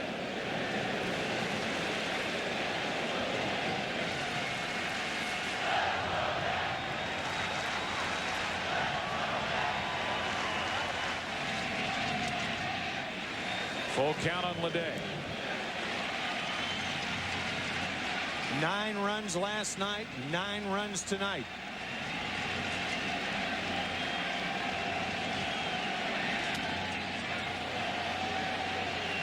They're in a rut. Boring, huh? Yeah. The Yankees have now equaled in their last 3 games their run production in the first 8 games of this postseason. Batting average way up. Average with runners in scoring position way up. Leday draws a walk, and that is 7 plate appearances, 7 consecutive trips at least down to first for Ricky Leday.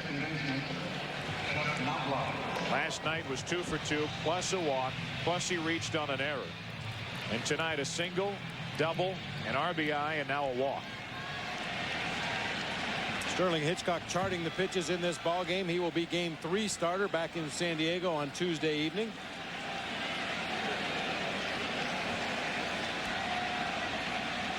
One on, one out. Ball 1 to Knobloch.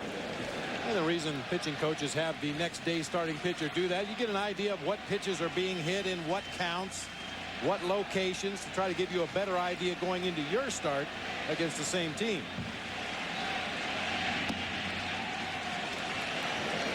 Two 2-0 on Knobloch. Chuck trying to reach base for the 3rd time tonight. Knobloch got the action started back in the 1st with a leadoff walk after falling behind 0-2. Worked an 8-pitch at bat for a walk, stole a base, scored on the error by Caminetti.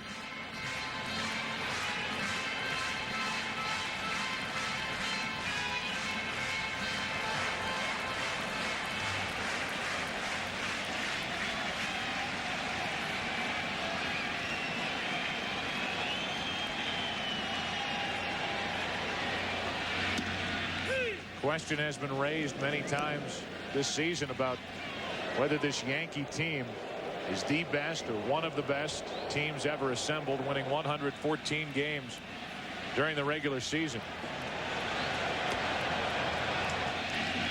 You hear time and time again teams compared to the 27 Yankees. Well, they're not the 27 Yankees. 27 Yankees won 110 games and went on to a world championship, sweeping Pittsburgh 4-0. This 1998 Yankee team, as Knobloch grounds a base hit through the right side, the hits just keep on coming. Leday will stop at second. For a while there, I'm sure this Yankee club wondered if they would be remembered like the 27 Yankees are remembered, or if they'd be remembered at all. People feeling they need the world championship to crown this historic season. They lead 1-0, and here in game 2 lead 9-1. Well, I think one question has been asked. They're certainly one of the best teams in the history of the game. That question is a no-brainer. They might be the best. Yeah, and that debate will rage on, as the debates usually do in the game of baseball. Donnie Wall, who was tagged here last night, is into game 2 in the 5th. Claritin. Escape sneezing, runny nose, itchy eyes. Blue skies smiling at me. Only 1 tablet means 24-hour non-drowsy seasonal allergy relief. Claritin, the #1 prescription antihistamine for ages 6 and over.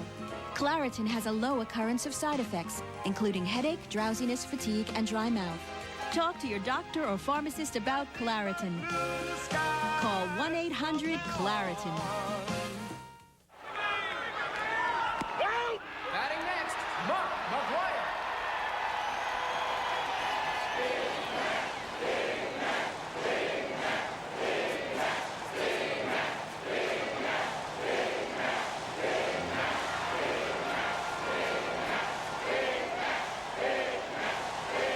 Somebody say Midanos?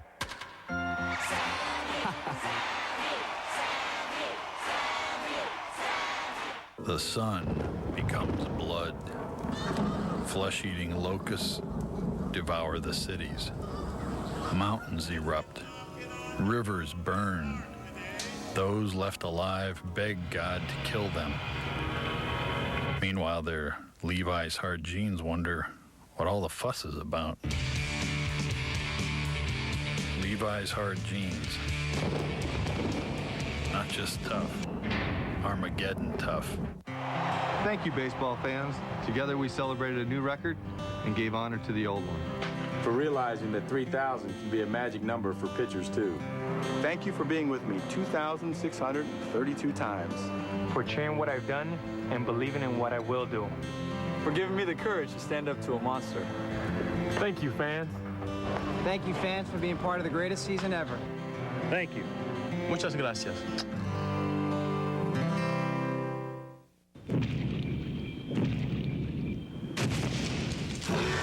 They're getting closer. The Lost World, coming in 2 weeks on Fox. Donnie Wall, who suffered the loss in Game 1, comes in with 2 on, 1 out. ERA of 9 in this postseason. 1 save. Saved Game 1 of the NLCS against Atlanta. Derek Jeter.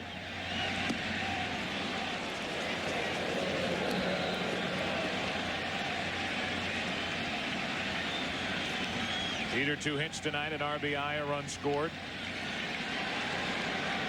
3 hits in this World Series.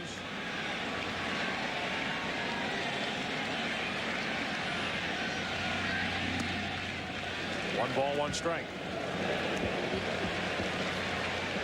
Yankees being a little more aggressive this time through the lineup with the big lead, swinging at some first pitches, going to the plate, looking for that first pitch fastball, and really letting it go. I don't know when they're more dangerous, when they're patient or when they're aggressive.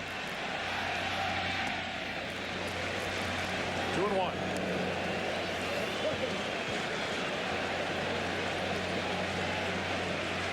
Would you call them, Tim, patiently aggressive? Yeah. They're aggressive in the strike zone and patient just outside the zone. You rarely see them swing at many bad pitches. 2 on, 1 out. 2-2. Great situational hitters. Try to get ahead in the count. And usually when they do, they don't foul them back. They hit it hard somewhere. Under the tutelage of Chris Chambliss, a terrific hitter in his own right. That famous home run against Mark Littell in the 1976 American League Championship Series. Barely got around the bases. 2 balls, 2 strikes, 2 on, 1 out. A good pitch from Wall. The strikeout. Jeter is retired for the 2nd time tonight. 2 on, 2 out now with 2 runs home for Paul O'Neill. The new Sunday Night Fox comedy, That 70s Show, returns next Sunday. If there's no World Series, Game 7. 2 of its stars, Danny Masterson, Laura Prepon are here tonight. See them throw the party of the year on That 70s Show. An all-new episode next Sunday night, if there is no baseball. 2 on, 2 out for Paul O'Neill. 0 for 3 with a run scored and 0 for 8 in the World Series so far.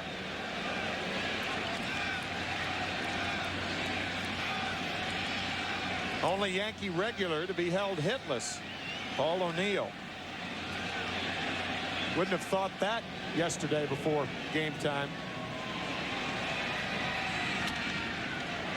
Gilby O'Veras charging. Donnie Wall gets out of trouble tonight in Game 2.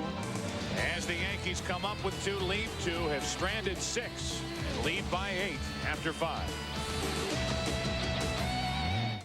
Hey, beer man. I'm the fastest beer man in Texas. That fan is thirsting for a cold frost brew Coors Light, and I'm the guy that's gonna give it to him, punk. This game has passed you by, old-timer. I'll give this fan a cup of ice-cold Rocky Mountain refreshment faster than you can blink.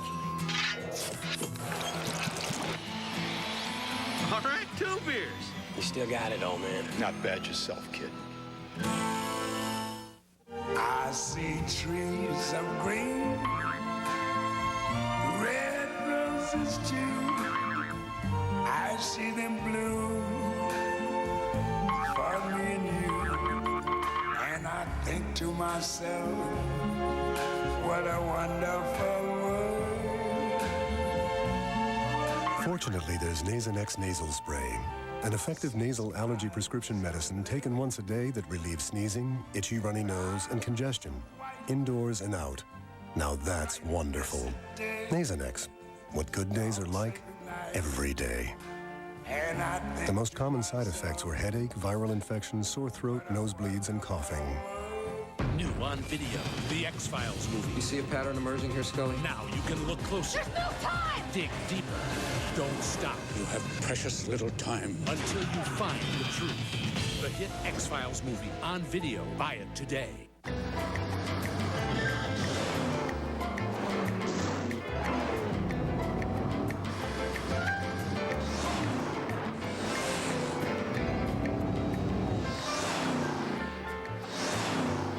The 1999 Lexus ES 300. More powerful than ever, without losing so much as an ounce of civility.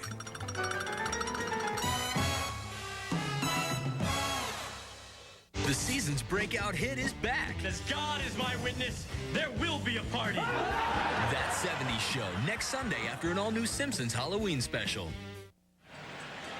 Top of the 6th inning, it's 9-1. The Yankees leading, and we came in last night talking about a couple of question marks in the Yankee offense. They didn't hit much in the ALCS. Hit only .218, but they exploded in the 7th inning last night, and they've done it here in Game 2. They found the formula. Whatever it takes. I'll tell you, whether it's Chris Chambliss or just the experience of having such a successful 98 season, it's carried right over into the postseason, at least in the last 2 ball games. Now Greg Vaughn, the number 3 hitter in the DH. He's 0 for 1 with a walk and a pop-up. Leads off the 6th inning for San Diego.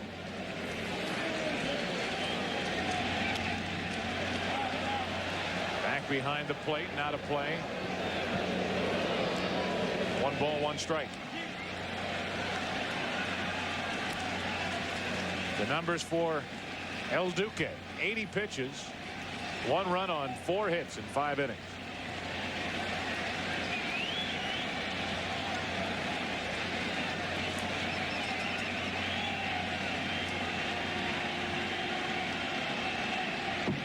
Vaughn on 1-1. Sidearm from Hernandez, strike 2.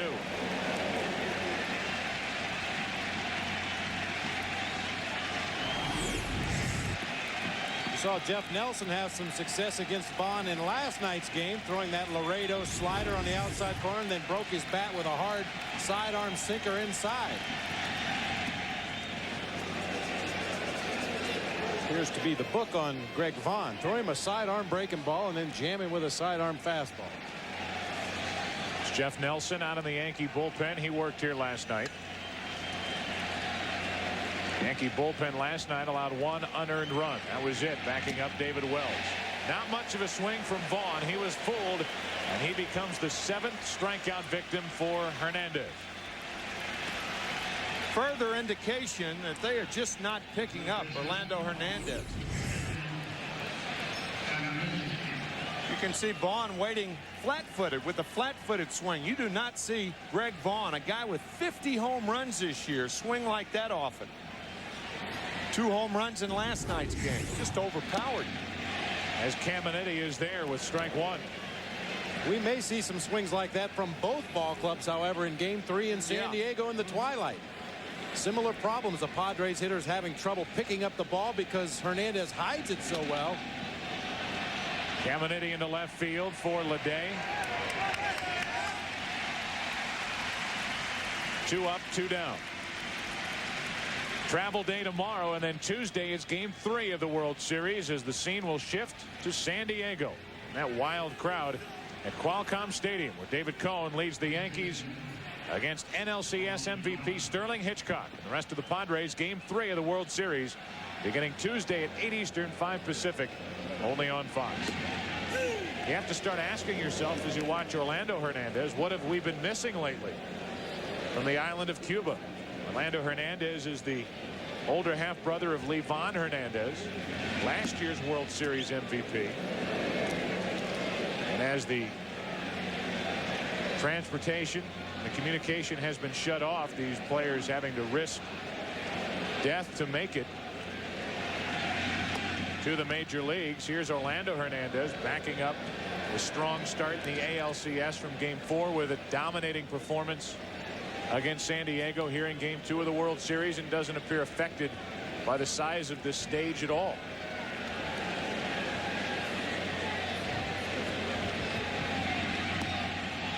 Three balls and a strike. After Livan Hernandez won 2 games for the Florida Marlins in last year's World Series. David Cohn against Sterling Hitchcock on Tuesday evening.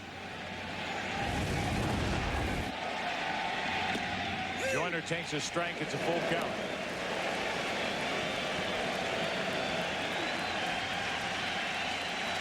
Orlando Hernandez, star pitcher for the Cuban national team, a rookie in the major leagues, working in the World Series, and delivering ball 4 high to Wally Joyner's second walk handed out.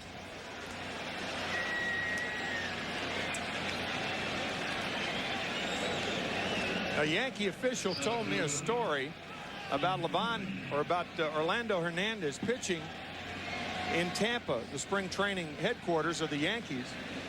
And he was wild all over the place. And the Yankee official asked Joe Cubas, who is the agent for Hernandez, what was wrong. He said he's not used to the cool weather. It was 75 that day. Finley pops it up. Shallow right, now block out to get it. Inning over. These Yankees had to wonder after Arabu failed to meet expectations last year. They wondered about Orlando Hernandez. Don't worry, he can pitch. A Major League Baseball season to remember. Sponsored by American General Financial Group. Live the life you've imagined. 1998 saw great performances from multi-talented superstars. The Giants' Barry Bonds combined speed and power like no other. He's done it. 400 home runs, 400 steals. While Seattle's Ken Griffey Jr. prevented almost as many homers as he hit. Number 350 for Junior. Goodbye, baseball.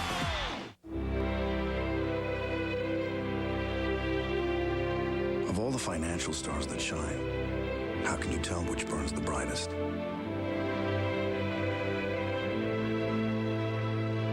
So how do you know who to trust with your future, with your livelihood?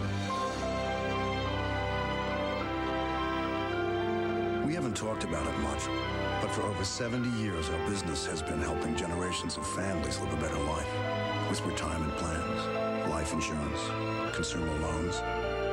We're American General Financial Group, one of the nation's largest financial services organizations. 50,000 men and women, over $100 billion in assets, helping over 12 million people live the life they've imagined.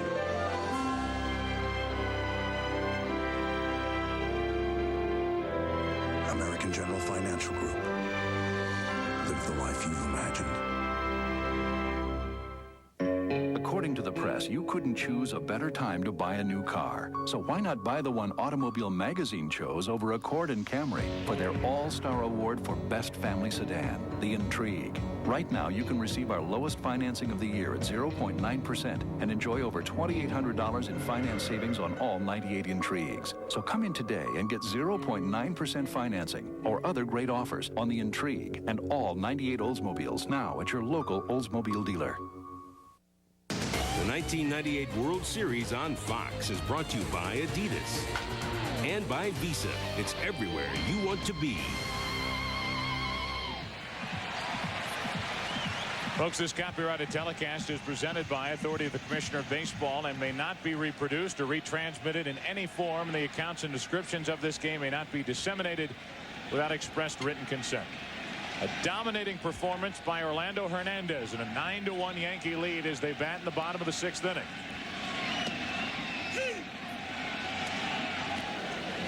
Bernie Williams takes a strike. He's homered tonight, 1 for 3.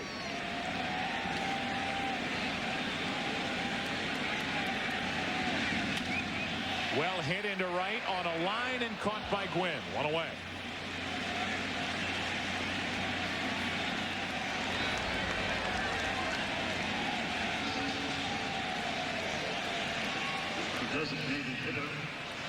This is the kind of line drive that outfielders usually have trouble with the lights. That ball that never really gets up high enough in the air to get above the lights, but Tony Gwynn able to stay with it, make the basket catch down around knee level, and hang on. Snow cone at the end. 5-time Gold Glove Award winner. Sporting News is just coming out with a book of the 100 greatest baseball players of this century, and Tony Gwynn is number 49. Number 3 on the list of active players. Behind number 34, Barry Bonds, and number 39, Greg Maddux. 1 ball, 1 strike. By the way, the book starts with Babe Ruth. Page 1, number 1. Henry Aaron, number 2. Number 2, Willie Mays. I believe Henry Aaron is number 5. And we were talking earlier about the great debate that will rage on about this Yankee team and comparing them to different eras and different teams. You bring out a book like that, you know you're going to get arguments with just about every selection and where they rank.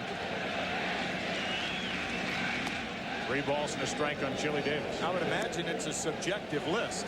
Oh, absolutely. Right? You know. There are quite a few Yankees, as you might imagine, throughout the pages of that book. 3 balls and a strike. 1 out, nobody on. 3-2 now on Chili Davis. We were talking several innings ago, between innings, about the retired numbers of the Yankees, and there have been a bevy of them. Only 2 single digits remain. Number 2, Derek Jeter wears it, and number 6 is worn by Joe Torre. Look at this. It's a long walk down that numbered wall. Well, Joe Torre has typically worn 9 in his career. Got the 2 number 8s. Bill Dickey and Yogi Berra. Arnold, DiMaggio, Ruth. Ball 4 is up to Chili Davis. I remember when Joe Torre first came here, you mentioned 6 was open. So he took number 6. He said, I've always worn number 9, so I'm thinking about going out to make pitching changes, walking on my hands. So it looks like a 9. As Tino Martinez steps in after the 1-out walk to Chili Davis. Number 9 was worn by Roger Maris, and what a tribute to the Maris family before the game tonight. The entire family on hand to throw out the ceremonial first pitch of the ball game. Got a standing ovation from the crowd here at Yankee Stadium. Quite a moment. Roger's widow, Pat, was not here, but we understand is doing better. Last time we checked in with the Maris family was in St. Louis when Mark McGwire hit number 62, and she had been in the hospital with some heart trouble, but the Maris family telling you, Tim, that she's doing much better. Kevin telling me that last night, as a matter of fact. One of the great scenes in sports after McGwire hit the home run. A genuine affection toward the Maris family.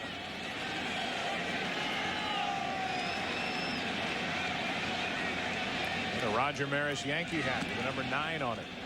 They were honored here before the game, and as you said, a touching moment. Choke you up. When you consider all that their father went through, not just in 1961, but after 1961. As he chased, caught, and surpassed the beloved Babe Ruth here in New York. 2 balls, 2 strikes on Tino Martinez. There's the plaque out in Monument Park. And a look from the Goodyear blimp. Monument Park always kept spotless out there for visitors before the ball game. Can't say the same for those bullpens just past Monument Park. 1 on, 1 out, 2 balls, 2 strikes, 3-2 on Tino Martinez. I don't think I've ever been in a bullpen that was spotless. That's not an adjective that I attach to bullpens. You could put 27 trash cans in a bullpen and every paper cup will end up on the ground.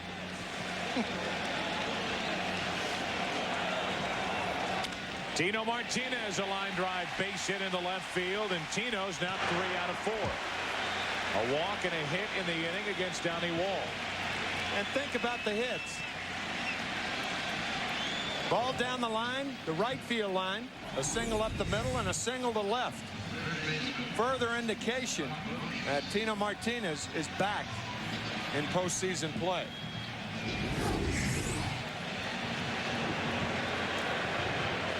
And it's not as though Tino Martinez had never been successful in postseason play.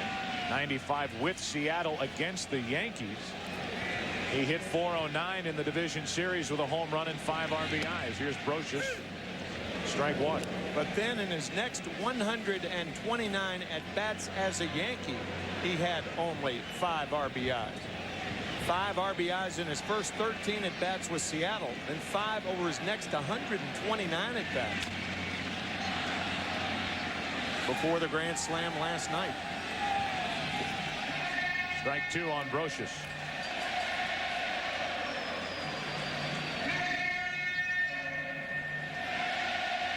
Willie Randolph flipping a ball up into the stands to a young fan there. Don Zimmer told us a great story before the ball game, how they were messing around a little bit with Willie Randolph, the coaching staff of the Yankees. Up the middle, Veras. Gloves, steps, throws, got them both. The inning-ending double play scored 4-3. We move to the 7th. Back after this word from your local Fox station.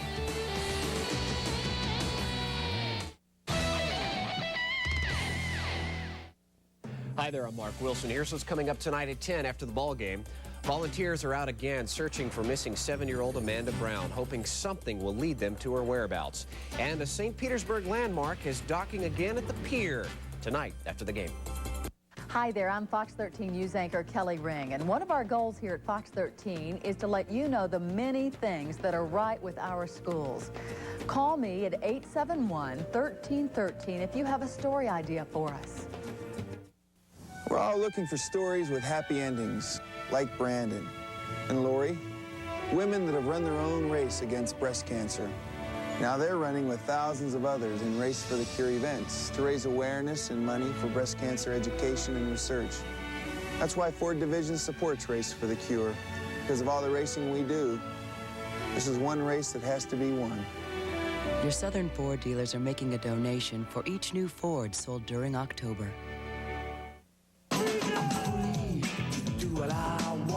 Introducing AT&T Digital One Rate. 50 states, one rate. I said I'm free. Do what I Never a roaming or long distance charge, so every call is like a local call. Put that baby on the phone. Boo, boo, boo, boo, boo, boo. And the rate is so low, it could make your wireless phone your only phone. Some guy says he wants his burger without pickles. I can't authorize that. He's checking. Eat what you want. At Subway, every order is a special order with your choice of fresh ingredients. Subway, the way a sandwich should be. Hello?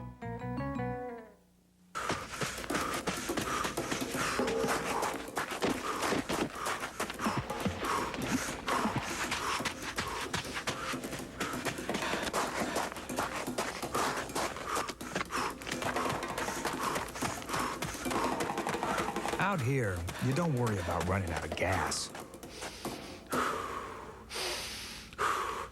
You worry about running out of dirt.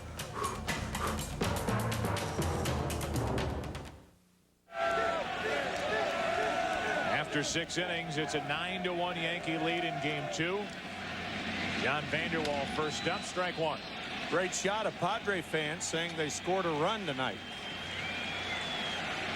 It is an 8-run Yankee lead with Vander Wal, Myers, Gomez, the bottom 3 in the order, coming up against Orlando Hernandez. Just to finish the point about what have we been missing since the early 60s. The last wave, so to speak, of Cuban players included Jose Cardinal. He's the first base coach for the New York Yankees. A couple of guys who could arguably head to the Hall of Fame. Tony Oliva and Tony Perez, who you could make a strong case for to head to Cooperstown. Such baseball talent on that island and throughout the Caribbean. Orlando Hernandez from Cuba. 2 balls, 2 strikes to Vander Wal. Orlando is the 8th Cuban-born pitcher in World Series history. Mike Cuellar Great left-hander for the Baltimore Orioles. Of course, Livan Hernandez, Orlando's half-brother. Camilo Pascual, Diego Segui, Luis Tiant, El Tiante. The 2-2. Vanderwall down the left field line. An extra base hit. Vanderwall has his second of the night. He's 2 out of 3. A single, now a double.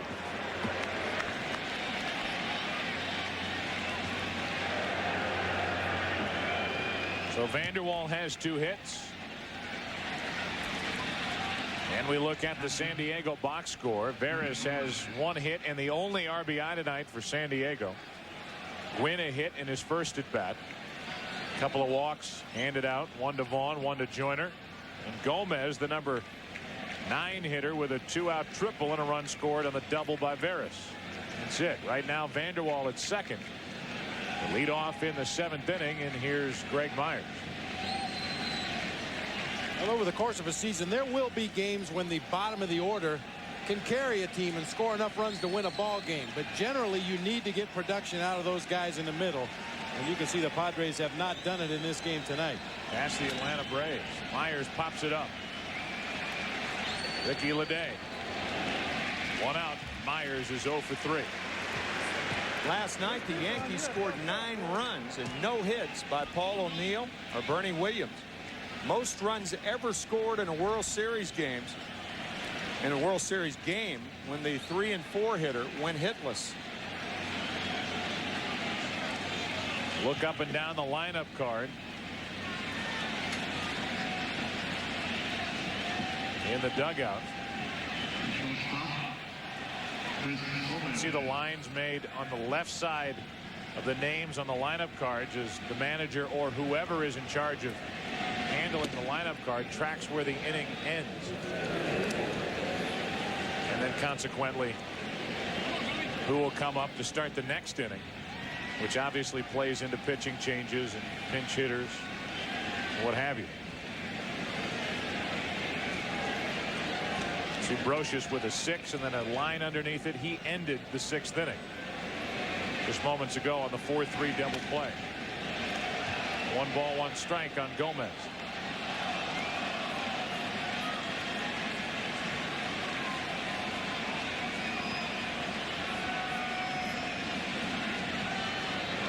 Vanderwall a leadoff double. Myers flied out.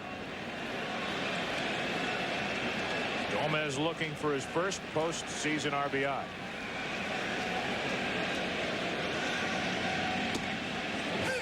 Sidearm delivery, 1-2.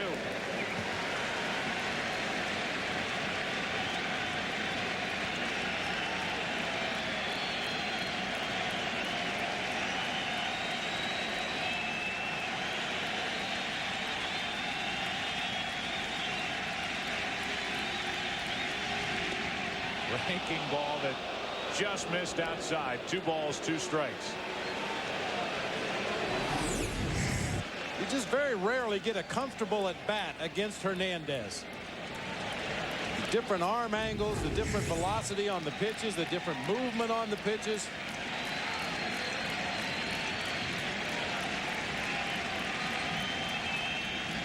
The 2-2 to Gomez.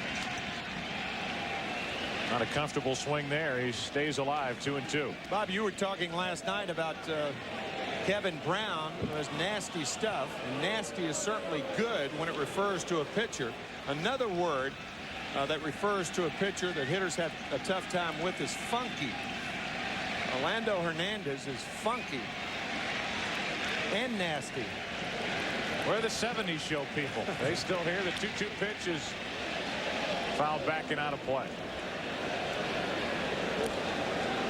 Yeah, right from his delivery through the movement on his pitches. I mean, the windup is very unique. You don't see anybody in baseball use a similar high leg kick. No. He actually raises up on his right toe as he kicks that leg up in the air. And then that arm comes through at a variety of different angles.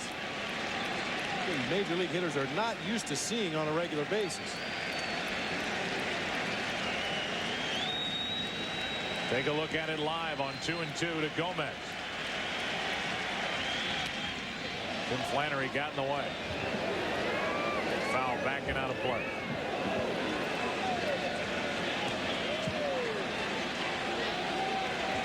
El Duque also the only Yankee on the field right now with his socks showing, his black socks.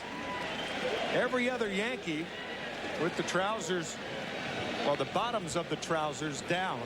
Bob, it kind of adds to Hernandez when he's on the mound, and he brings that knee up by his ear.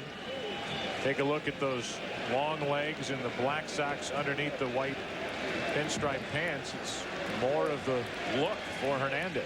Absolutely more of a distraction. If he had those pants all the way down to the shoe tops like the rest of his teammates, it wouldn't have quite the same effect. From the side, Gomez takes ball 3.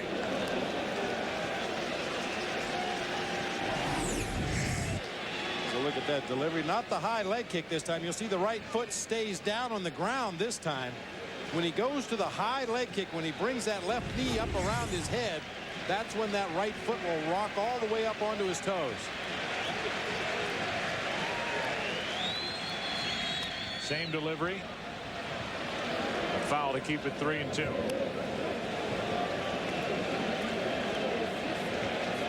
Barris next.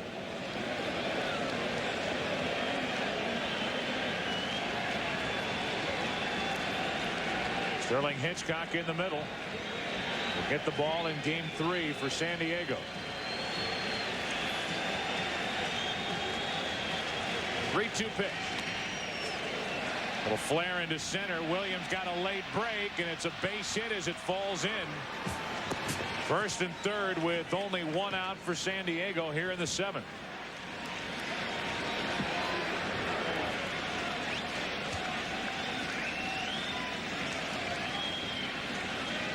Good battling at bat that time by Chris Gomez, able to fight off some of those tougher pitches from Hernandez. And even though he gets jammed badly with this pitch, Bernie Williams, you can see in the top of your picture, just freezes momentarily. Thought the ball was hit harder than it was and comes on late. Interesting reaction there from El Duque. Upset even with his team up by 8 at 9-1. His palms to the sky. So Bernie Williams did not get a break on that ball at all. One of the quirky things too, he made a good pitch on Gomez. Gomez just flared one into center. First and third, 1 out. Barris. Another flare, this time to left. Leday over to get it. Runners will hold at first and third, 2 out.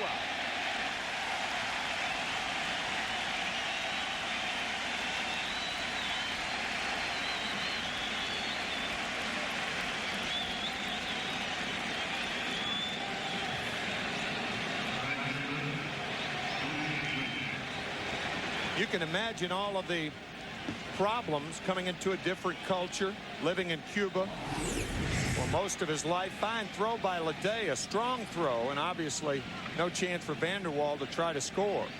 So I'll tell you, one of the more foreign things I would imagine to El Duque here in this country, pitch counts. He has no clue about what a pitch count is. Matter of fact, he said some things to that effect. He could throw all day. Forget about it. He is one of the better conditioned athletes in the game today. Yep. Tremendous flexibility, as you might imagine, from that delivery, the high leg kick. It's rumored that he can take that left leg and put it behind his head, stand on 1 foot. I heard that same rumor, and what an athletic feat. It's a treat to come out here and just watch him warm up before a game. 2 balls, no strikes on Tony Gwynn, who's 1 out of 3 tonight. Padres down by 8. Tony Gwynn trying to make it a little closer. First and third, 2 out. And 3-0 the count. There is action, by the way, for the Yankees out in their bullpen. This postseason in 2 games. Game 4 of the ALCS, game 2 of the World Series. 9 hits in 13 2/3 innings, 1 run.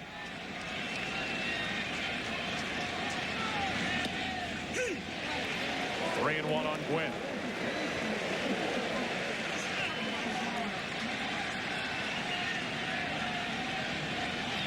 Bruce Bochy didn't like that call on 3-0. Now the 3-1 pitch. There's ball 4 to load him up for San Diego with Greg Vaughn coming up. Mel Stottlemyre jogs out of the Yankee dugout with Stanton and Mendoza getting ready in the Yankee bullpen.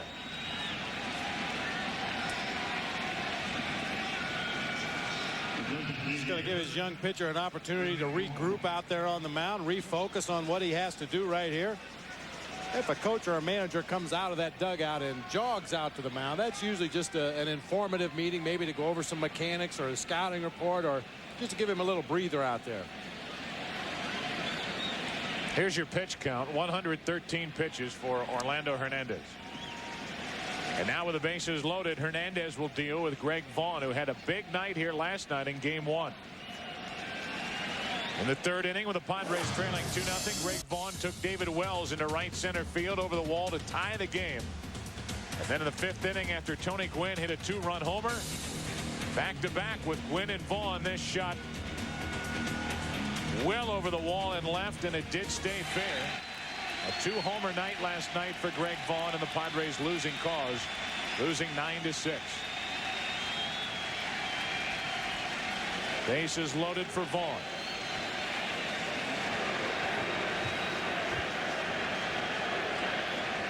We're in the seventh inning. 9-1 New York. That's backing out of play, strike one. And against Vaughn, more than any other hitter in the Padres lineup, Hernandez drops down sidearm. Occasionally on the other right-handers, he's dropped down low three-quarters, but with Vaughn, nearly every pitch has been sidearm.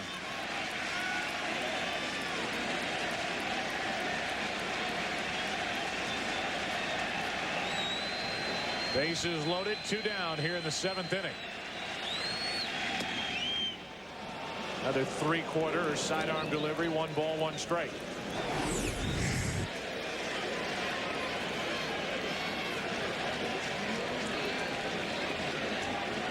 Just a little above legitimate sidearm. Very little above it. Vaughn pops it up. On the infield, who wants it? Jeter. Hitting over. A leadoff double. A 1-out single. A 2-out walk. The Padres leave the bases loaded. 9-1 New York.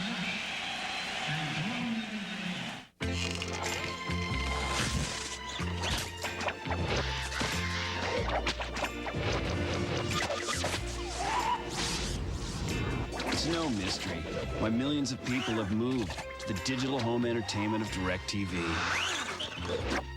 Because DirecTV gives them more movies, sports, and a variety of programming they just can't get from cable. So what are you looking at? If it's not DirecTV, see your retailer for a demo today. Babe Ruth is up. He looks sluggish. Martin, all he's doing is sweating. I'm not sweating, and I'm wearing a turtleneck. You're fired. Jackson's out to talk to Ruth. What's wrong, babe? I was out all night, Reg. Try this. Lipton Brisk Iced Tea. That's brisk, baby. Give it a ride, babe. Holy cow, what a shot! Man, with this stuff, I could have hit 80.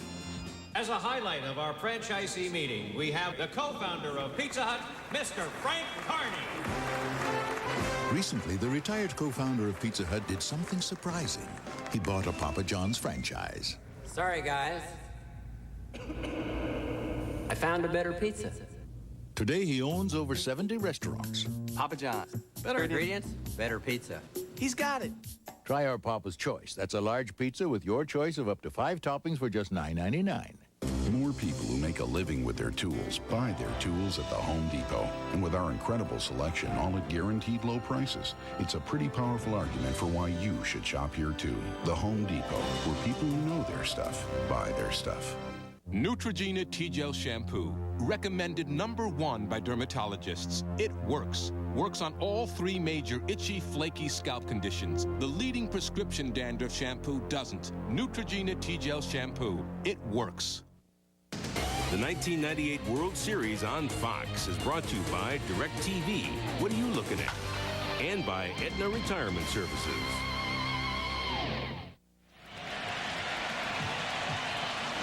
A Derek Jeter catches his high pop-up off the bat of Greg Vaughn. This is our super shot. I don't know what you call the opposite of a snow cone. This one almost came out of the bottom of the glove. Catches it on the heel, but he's got the bare hand right there to trap it in the glove. You've had ice cream drop out of the bottom of a cone. That was what that was. As you see Posada dig in. Explain the name super shot. A little different look, as I mentioned earlier. Camera dedicated to catching plays such as that.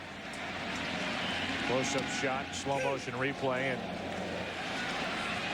production staff at Fox dedicated that camera shot and those replays to the legendary Harry Coyle, who is so responsible for innovations in the way baseball has been televised. Basically a one-camera look to multiple cameras, close-ups, what have you, and that is in his honor. 2 balls and a strike. Posada 2-2.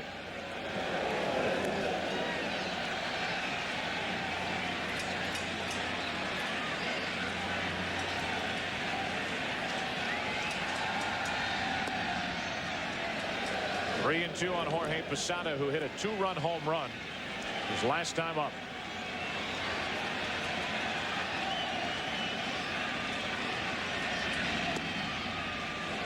That's low for ball 4 and a leadoff walk. Second walk issued by Donnie Wall. We look at the Yankees box score. Tough to keep track of it all, but here it is. Knobloch 2 out of 3.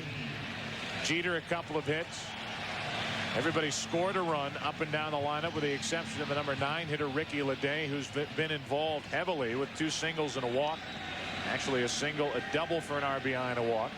Rocha's 3 hits, and Tino Martinez, after hitting the grand slam in game 1, has a 3-for-4 night working. Here's Leday. Ball from Donnie Wall. Joe Torre reiterating before the game tonight what he has said so often about this Yankee team. Regardless of the score, one way or the other, lopsided or not, none of the guys in that 9-man lineup give up an at-bat. And another indication tonight that is so true. Into right field, rather well hit, but Quinn back to get it, 1 out. Stop the presses. Leday made an out. The first time in 8 plate appearances in the World Series that Leday has not reached base. Well, at least they have a book on him now. Throw him a fastball and let him hit a line drive to the warning track and right. That's how you get him out. That's right. To go back to the point that you made, Tim, Bob, we talked to Joe Torre earlier in the season. People wondered if the Yankees, who were just running away with the American League East, would continue to stay motivated, and if it was a danger not being tested during the regular season, really throughout the regular season when you think about it, severely tested. And Joe Torre said, I have a group of guys that you don't have to worry about. Guys like O'Neill and Williams and Martinez, everybody motivated for different reasons, but all motivated nonetheless. Well, generally the younger players look to leadership from the older players, and guys like Paul O'Neill and Tino Martinez, Scott Brosius, those guys are going to grind on a daily basis. You can count on it. And when the younger players see the way the veterans go about their business, they emulate that, and it just flows right down through the entire roster. Young Shane Spencer, Ricky Leday. What a perfect atmosphere for Derek Jeter to grow up in the big leagues. He and the Yankees have reaped the benefits. Homer Bush. Knobloch takes a ball. It's 2-1. Got a shot of Homer Bush right there. We've documented the Yankees starting lineup. What a great season they've had offensively. Even a guy like Homer Bush in limited playing time, 71 at bats on the season, he hit 380. When you get that kind of production from your part-time players, you know you're having a special season. 3 balls and a strike. Afford to carry Homer Bush because of his speed. Coming over from the San Diego organization.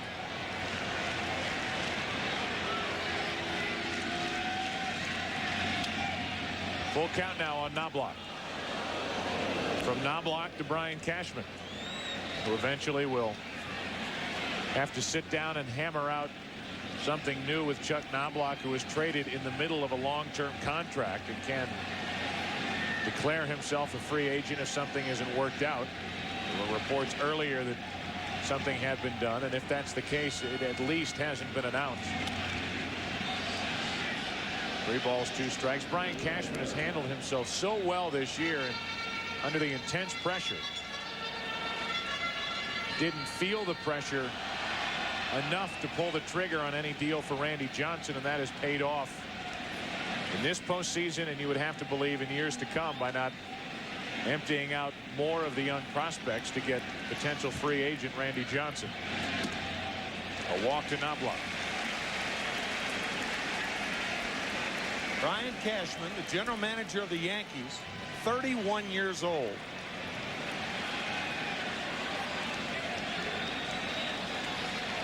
Younger than so many of the players on the active roster of the New York Yankees. Right. The winners laugh and tell jokes. That's what Brian's doing right now. Now Dave Stewart out to talk. Kevin Towers, we've already documented the job that he has done. A great job in San Diego. By the way, Brian Cashman only wanted a 1-year deal himself. So let me see how it goes. Let me see how it works. See how I do. And here the Yankees are in the World Series, up 1-0 and leading 9-1 in Game 2. So Brian Cashman's a free agent too? In a way. In a way. It has to be an unusual situation when a veteran player goes in to negotiate a contract and Brian Cashman says, geez, I used to watch you play when I was a kid. I have your baseball cards.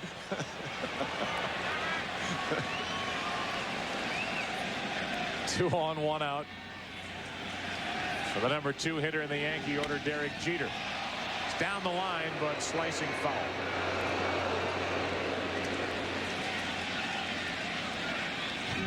Don't forget, Tuesday, after a travel day tomorrow, Game 3 of the World Series as we all head to San Diego. David Cone against Sterling Hitchcock, the NLCS MVP against the Yankees. Come your way Tuesday, 8 Eastern, 5 Pacific, right here on Fox. Strike 2 on Jeter. A lot of different things went into Joe Torre's decision to start Orlando Hernandez in the ball game tonight and save David Cone for the first game in San Diego. You can never predict the weather in New York at this time of year, but Joe Torre was anticipating cooler weather. Felt it would be more beneficial for David Cone to start in San Diego in the warm weather, and that coupled with the fact that Hernandez is 8-1 here at Yankee Stadium, 4-3 on the road this year, made his decision fairly easy. Dan Maselli, who didn't work last night, getting ready as Jeter hits a comebacker to play. 1-6-3 for the double play. The inning-ending double play off the bat of Jeter, nicely turned by the Padres through 7, 9-1 Yankees. I won't rest until every thirsty beer-drinking adult has a cold Coors Light in his hands. Rest. Rest is for the peanut vendors and the nacho guys. The folks who frost brew Coors Light, they don't rest until it's perfectly refreshing.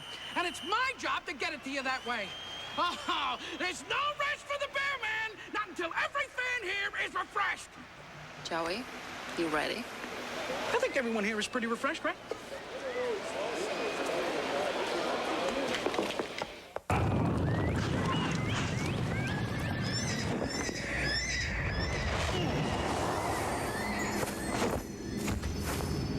Something powerful is happening.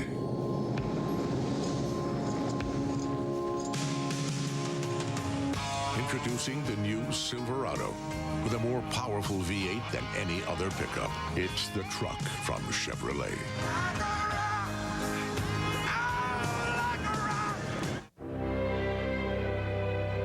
For over 70 years, our business has been helping generations of families live a better life.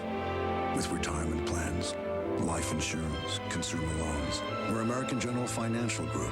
50,000 men and women, over $100 billion in assets, helping over 12 million people live the life they've imagined. American General Financial Group. Live the life you've imagined.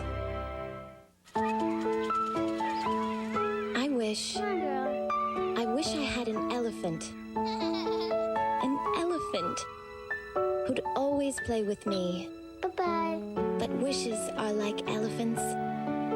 They're bigger than can be. Okay, maybe you can't give her everything her heart desires, but with the humongous purchase power of the Visa Platinum card, maybe you can. And besides, you never know what she'll want next. What was that? Was that a ball? A strike? Ball.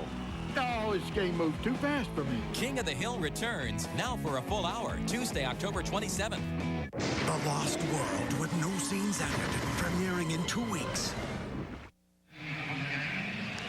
Well, whenever the Goodyear blimp is hovering above with its camera focused on the event, you know you're going to get a unique view. Tonight, it's the Spirit of Akron. You can find out more about the Goodyear blimps on the internet at Goodyear.com. We welcome you back. Game 2, 8th inning. The second pitcher of the night, Mike Stanton, the left-hander. After an overwhelming performance by Orlando Hernandez, 7 innings, 1 run, 7 strikeouts. Well, Joe Torre said he had a lot of confidence in the young man, that he would not be overmatched in this situation, and Hernandez certainly did not let his manager down tonight. Merv Rettenman is the hitting coach for the San Diego Padres, wearing a microphone for his hitters. He scouts the left-hander Stanton. It says here off and on. Fast seam stuff. Fastball, breaking ball, a change. Let's see. Stone will face. He's hot and cold. It threw hard in the series. Armed with that information, how can you not get a hit? Hot and cold, fastball, slider change. Go get him. Hit what you see. Caminetti hasn't done a lot of that. He's 0 for 3. He rips it down the left field line. Why not? After the scouting report, Caminetti has a ground rule double.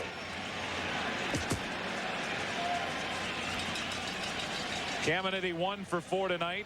Was 0 for 3 last night. That's his first World Series hit. Sometimes it's good to get back to good old-fashioned country hardball. Hit what you see. We've had Merv Rettenman, Mike, throughout the postseason, and generally that's the advice he gives. Yeah, Go up that's there true. and look for a good pitch and hit it hard back up the middle of the field. Keep it simple.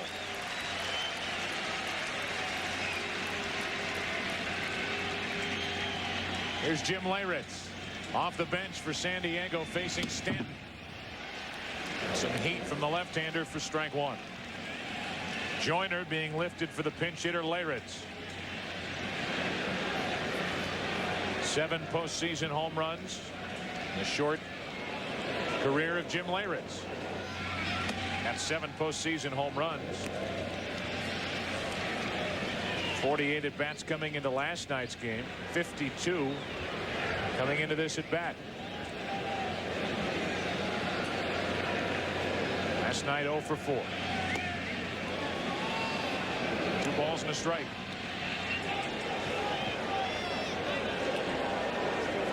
Ruben Rivera getting loose in the San Diego dugout as Leyritz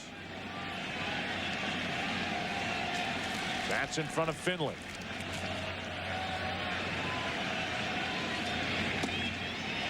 Two balls, 2 strikes.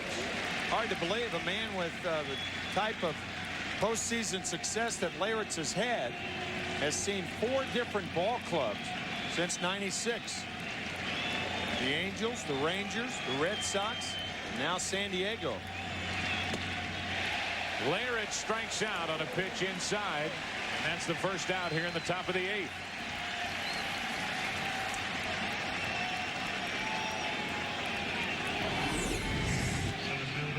Like a cut fastball inside here from Mike Stanton. Starts on the inside part of the plate and just slides in a little bit, enough to tie up Jim Leyritz on that inside part. So Leyritz, the pinch hitter, is gone, and now with 1 on, 1 out, the batter's Finley.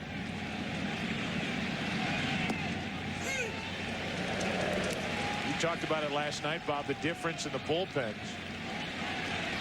San Diego with 2 left-handers out in their pen, the Yankees with 2 in their pen. But Stanton a little different than what the Padres can throw at you with Randy Myers and Mark Langston. A little more velocity from Stanton. One of the left-handed relievers out of that Yankees bullpen. Graham Lloyd, the other guy, more of a sinker slider type of a pitcher, more of a ground ball pitcher should Joe Torre need a double play ball in a tight situation. Stanton more of a fly ball strikeout pitcher. The 1-1. Strike 2. The man with 2 hats. Well, it won't rain on his ears. We know that. He did that or Napoleon impersonation. Ball and 2 strikes on Finley. Another thing Stanton will do is work inside, as he proved with Leyritz at the plate. See what he does with Finley. Runner at second, 1 out. Staying away, staying at 1 and 2. Steve Finley, a pull hitter. 99 of his hits went to right field this year. That is an excellent point. The point brought out last night that both Stanton and Graham Lloyd will work inside. The 2 left-handers in the Padre bullpen. Randy Myers and Mark Langston work away from left-handed batters. The 1-2. 2-2.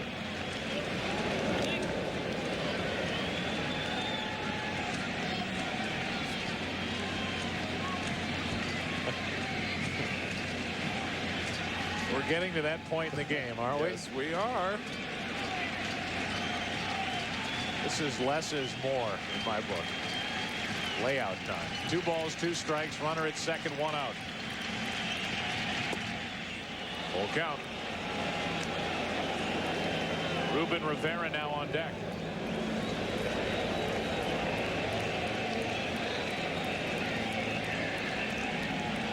Stanton gave up a leadoff double to Caminiti. Leyritz struck out. Finley with a full count.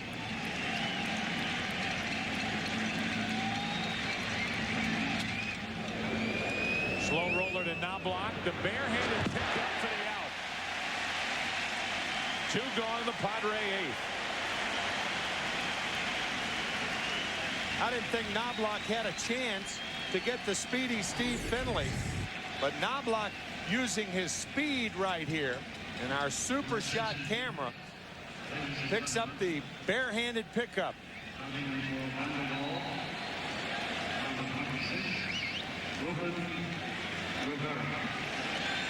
Boy, that is a nice play. That was not a softly hit ball. I mean, normally a bare hand is when the ball has almost stopped rolling or a high hopper.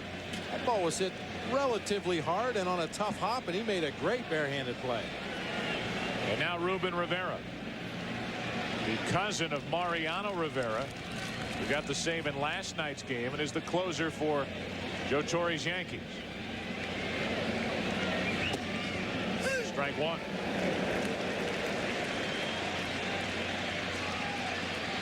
Ruben Rivera, part of the Hideki Arabu deal.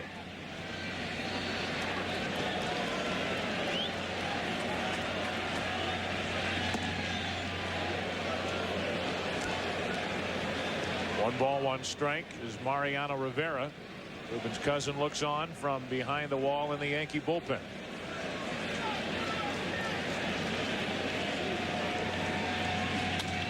Into left field, pretty well hit.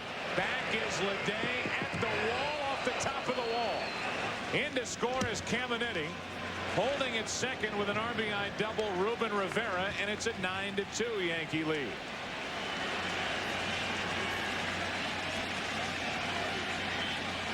I know you can hear me. 3 more feet, and that ball's out of here. Ruben Rivera's first World Series at bat. He almost hit it to his cousin in that Yankee bullpen out there. Yeah, Ruben Rivera got off to a great start this year. See that ball hitting at the very top of the left field fence. I said 3 feet. Try 3 inches. I mentioned Rivera got off to a great start this year, and then his name was mentioned as a possible trade candidate to acquire Randy Johnson.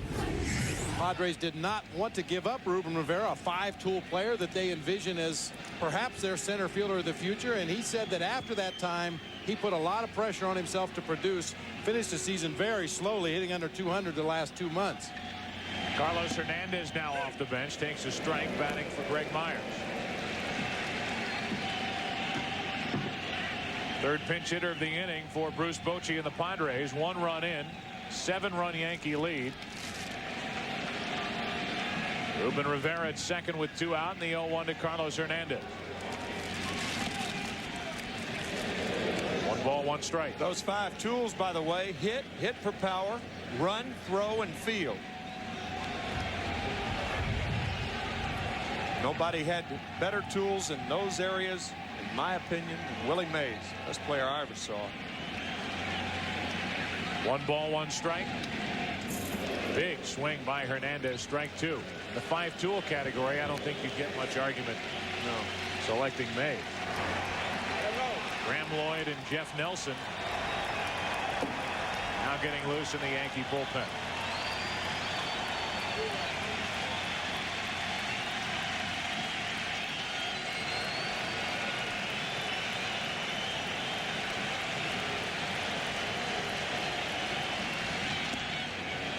Two balls, 2 strikes.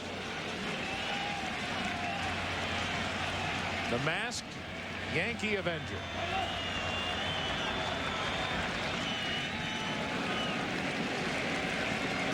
I saw that guy outside our hotel last night. Really?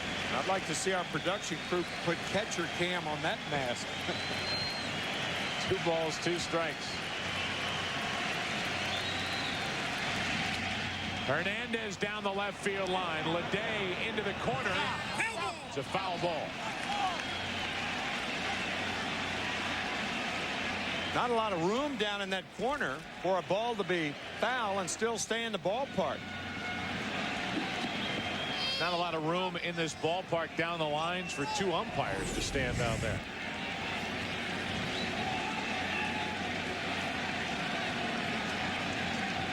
Clearly foul is called by Jerry Crawford.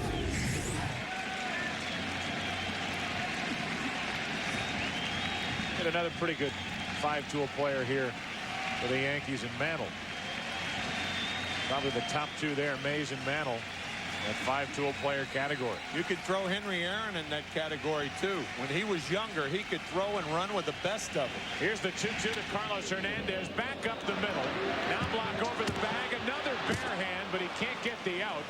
What he did do was save a run, and it's 1st and 3rd with 2 out on an infield hit by Carlos Hernandez.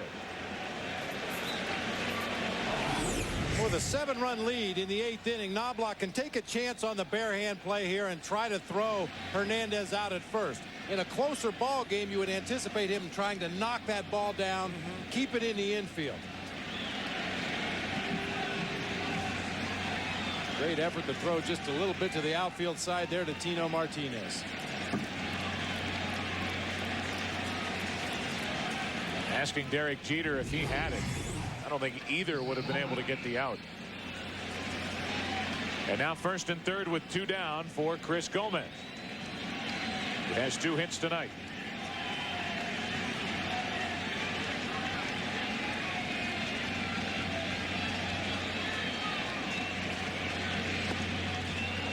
The ball low. Coming up on 11 o'clock in the Eastern time zone. The Padres with 1 run in, 2 men on, trailing 9-2 in game 2. Lost game 1. Joe Torre makes his way out of the dugout, and Mike Stanton stands there with his hands on his hips.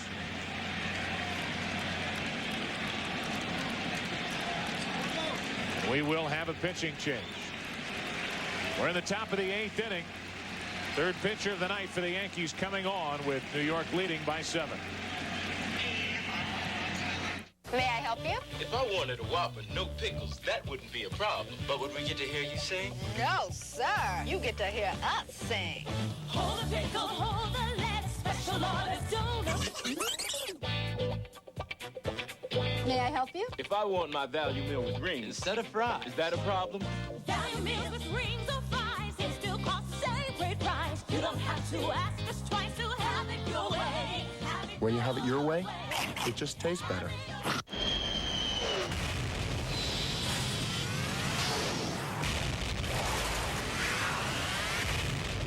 break through to the new world of Mach 3 from Gillette, the first triple-blade shaving system. 3 blades specially positioned to shave progressively closer. You take 1 stroke, it takes 3. So you don't have to shave the same area over and over, which means less irritation. 3 blades, fewer strokes, less irritation.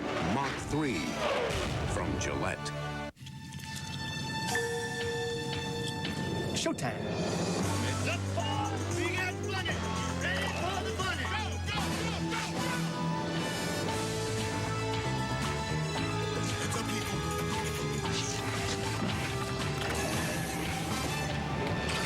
Clear out. Kid, welcome to the big leagues. Introducing the new Energizer Advanced Formula. No battery lasts longer. Your investments help pay for this dream house. Unfortunately, it belongs to your broker. With the new E-Trade, the power is in your hands. The #1 rated place to invest online. Now open free to the public with 10 times more research, free real-time quotes, still from just $14.95 a trade. Sign up now and get $50 free. Hey, now the power's in your hands. E-Trade. Someday, we'll all invest this way.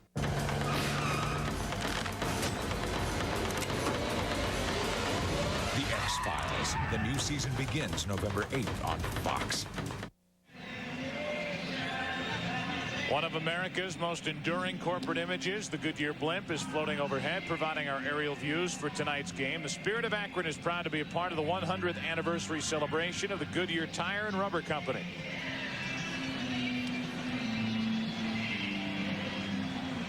So our thanks to Goodyear as Jeff Nelson, who, as we mentioned last night, had to prove he was healthy with a bulging disc in his back. Had to prove it over the last month. Is in back-to-back games here in the World Series. Pitched 2/3 of an inning in last night's ball game in relief of David Wells. Gave up a hit, a run, struck out a batter, walked a batter. Here's Mark Sweeney now as Joe Torre went to the right-hander Nelson. Sweeney gets his first World Series at bat as he comes off the bench to hit for Gomez.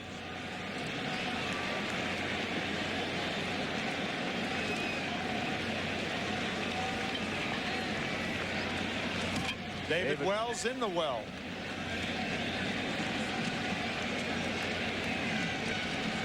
Last night's starter and winner for the Yankees. Now Nelson deals and Sweeney gets a base hit to right.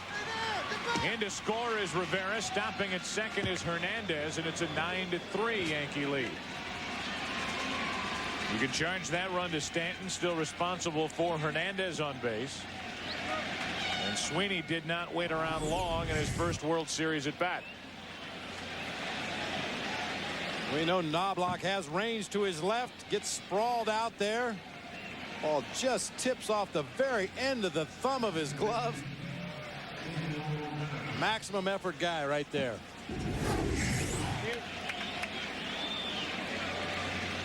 There's Stanton watching as Nelson. Come on, Q. Works to the 7th hitter of this inning for San Diego. Leadoff man Kilvio Veras. 2 on, 2 out.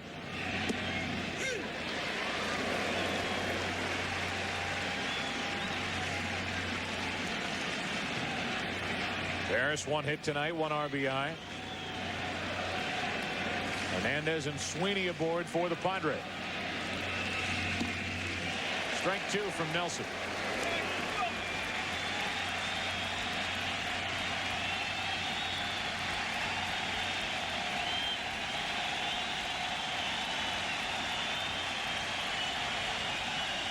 For the first time in a while, this crowd makes some noise as the Padres have already scored 2 and have a chance for more. Veras still 0-2.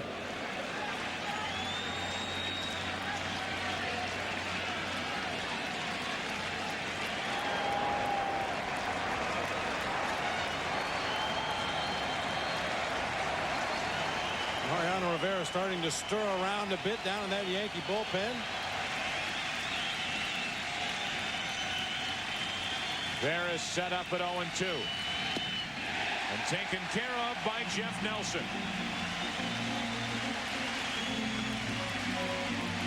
Bottom of the 8th inning, Yankees lead by 6.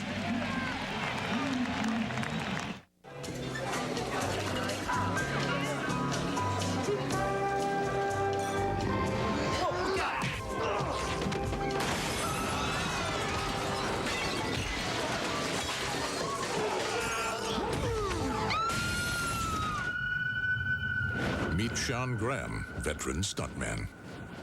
Walks away every time, then drives away. Chevy S10, like a rock. Make great things happen with Great White Paper. It's a great day for feeling your pride, and it's a great day for smiling inside. Yes, it's a great day, so throw your arms out wide. A great day for using Great White. Oh, it's a great day for making your mark, and it's a great day for working till dark. It's a great day for getting that spark. Yes, it's a great day for using Great White. Great White. Make great things happen. When you ship with Priority Mail, it's a great way to save money. But what about other parts of the world? There's Global Priority Mail. And here's the best part. Give us a few days more, and you can save up to 70% over FedEx or UPS. So, what's your global priority? Try Global Priority Mail from the U.S. Postal Service. Your investments help pay for this dream house. Unfortunately, it belongs to your broker. With the new E-Trade, the power is in your hands. The #1 rated place to invest online. Now open free to the public with 10 times more research, free real-time quotes, still from just $14.95 a trade. Sign up now and get $50 free. Hey, now the power's in your hands. E-Trade. Someday, we'll all invest this way. The 1998 World Series is brought to you by Gatorade Thirst Quencher. You live life, you get thirsty. Life is a sport. Drink it up. And by E-Trade, who asks, why is your broker at the game and you're at home? Welcome back to Yankee Stadium. We move to the bottom of the 8th inning of Game 2. Ruben Rivera stays in the game in left field. Andy Sheets is the new shortstop as the Padres pinch hit for Chris Gomez. Jim Leyritz now at first base. He pinch hit for Wally Joyner. Carlos Hernandez stays in the game. He hit for Myers. And is now behind the plate catching the new right-hander Dan Maselli. Maselli getting an inning of work here in tonight's ball game. Tim and I speculated between innings that perhaps Trevor Hoffman would get some work in the ball game tonight. Hasn't pitched since Game 6 of the NLCS. Right back up the middle, and Paul O'Neill gets his first hit of the series. How many balls up the middle have we seen sneak through the infield off Yankee bats tonight? Well, it just reinforces the fact of what a good hitting team this Yankees club is. Almost every hitting coach in the world will tell you it all comes off of that swing back up the middle. Everything works off of that swing. Not unusual to see the Yankees bunch those hits up the middle of the field. Fundamentally sound to drive that shoulder right back through the pitcher. That's the image the good hitters have. Here's Bernie Williams. Bernie's popped a home run tonight, 1 out of 4 at the end of tonight's game. Bob, Tim, and I will select the Chevy Truck player of the game. You can see Bernie Williams right there, closing his shoulders. George Kissel, the great Cardinal instructor, used to talk about hitting like highway construction. Closed shoulders. 2-0. You can see a lot of hitters doing that, though. They keep reminding themselves, keep the right shoulder tucked in if you're a left-handed batter. The left shoulder if you're a right-handed batter. And this team does it as well as any in baseball.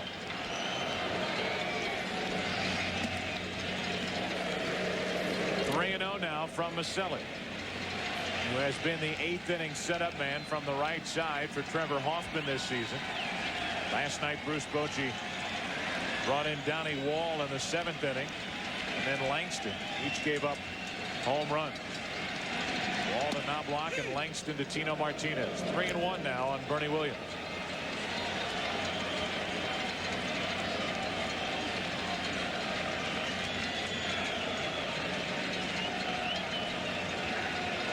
Dan Maselli, 4th pitcher of the night for San Diego.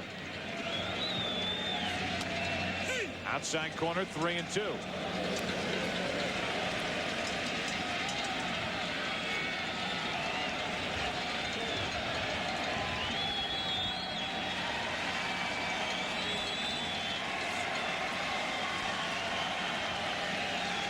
leadoff hit by O'Neill. He's running on 3-2, and Williams fouls it away.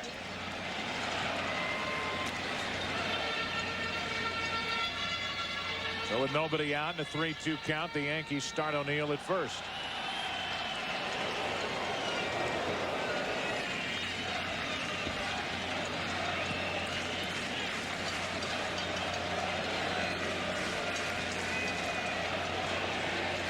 Bernie Williams looking for his second hit of the night.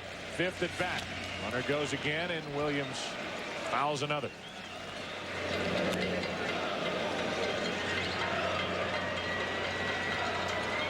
O'Neill with some words for Veras. It looked like Veras may have said something as the Yankees start the runner leading by 6 here in the 8th inning. And knowing the Yankees are going to start the runner at first base, I'm surprised Jim Leyritz has not moved around into a better defensive position, play right behind the runner and then back off to give yourself a little more range on that right side. And a foul tip, a painful foul tip for Carlos Hernandez. Looked like it not only caught the chest protector, but the right wrist of Hernandez, who is nursing.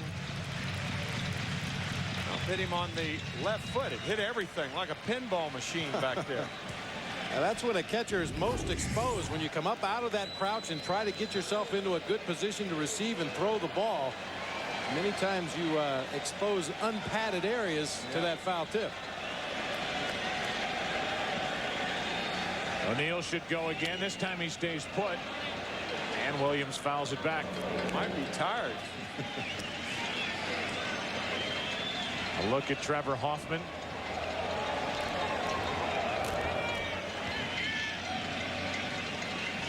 Who has been inactive in the first 2 games of this World Series.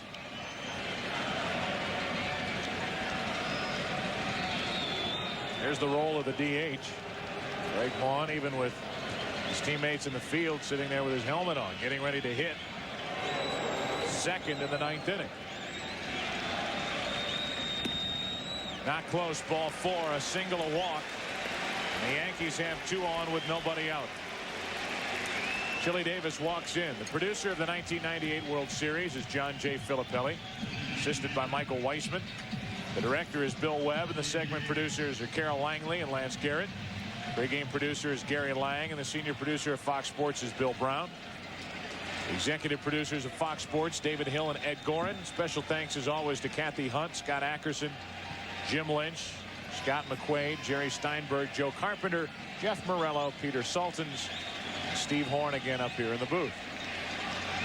2 on, nobody out, and a ball to Chili Davis.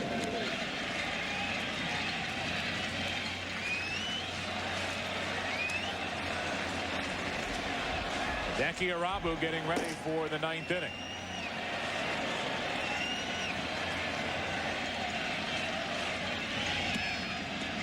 Two 2-0 as Maselli is really struggling. Arabu, by the way, if he enters in the 9th inning, and it would make all the sense in the world, would be in the postseason for the first time. Last year was inactive. This year has been on the active roster, but unused. 3-0 from Maselli to Chili Davis.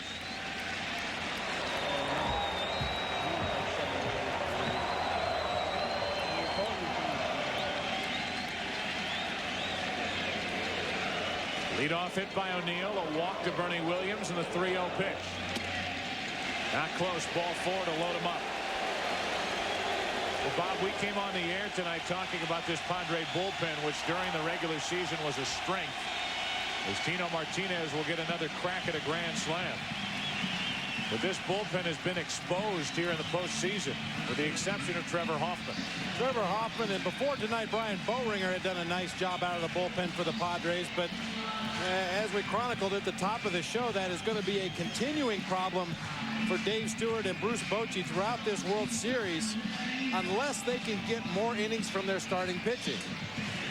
But the Yankees offense is going to have something to say about that, as we saw in the ball game tonight, working a lot of deep counts. They ran up the pitch count on Andy Ashby early in the ball game, and Bruce Bochy with no choice but to go to those long relievers in the bullpen. Homer Bush now running at first base for Chili Davis. It's Homer Bush from East St. Louis, Illinois, makes his first World Series appearance. And here is Tino Martinez, who hit a grand slam in game 1. That's down the right field line, hooking foul. Strike 1. Doubly dangerous when you take a guy like Martinez, knowing that the pitcher, Dan Maselli, just threw 4 straight balls. Now looking in the middle of the plate, trying to hop on that fastball that he knew was coming, and just pulled it foul.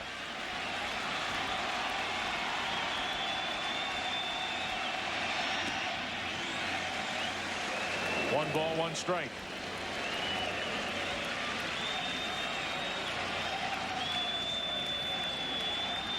No player has ever hit 2 grand slams in World Series play. Tino Martinez a chance. A ball and 2 strikes from Maselli. 7 runs, 7th inning capped on this grand slam by Tino Martinez in game 1. Made it a 9-5 game at the time, and the Yankees won last night 9-6. That's off the plate. Maselli will come home for the first out of the inning. Everybody moves up 1 station. Bases loaded, 1 away. And a force out, score at 1-2.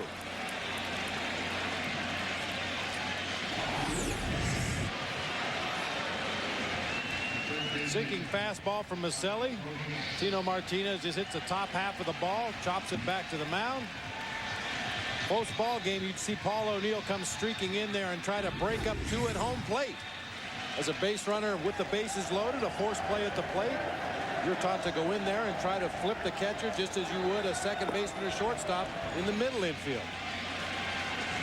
Mark Langston now getting ready. He's the one that gave up the grand slam to Tino Martinez last night. As Brocious, who was 3 out of 4 with 3 singles, an RBI, and a run scored, is at the plate with the bases loaded.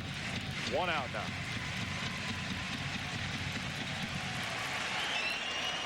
The Yankees have scored 9 runs and hit into 3 double plays tonight. So they've had base runners all over the place.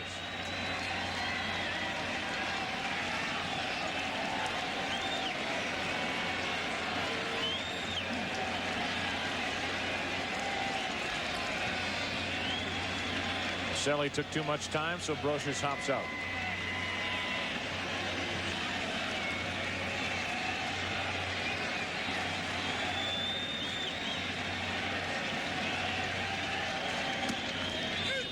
A strike for Maselli. Thoughts about Darryl Strawberry and his colon cancer out of the hospital and at home, expressed by Joe Torre tonight. Magnified in Scott Brocious's mind. His father, detected with the same malady 3 months ago, was planning on coming to the series, but unfortunately could not make it. He was watching the game in McMinnville, Oregon. And how proud of Scott Brocious is the Brocious family, coming off a year in which he hit .203, and we mentioned it last night, many on this Yankee Club feel that of all the players, Brocious might be the MVP of a team that won 114 games during the regular season. An American League record. Brocious strikes out. 2 gone.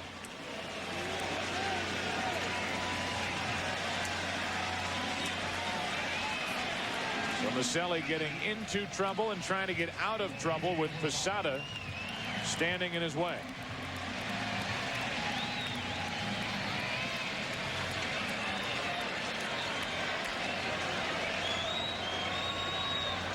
Jorge 1 hit tonight. That was a 2-run home run in the 5th.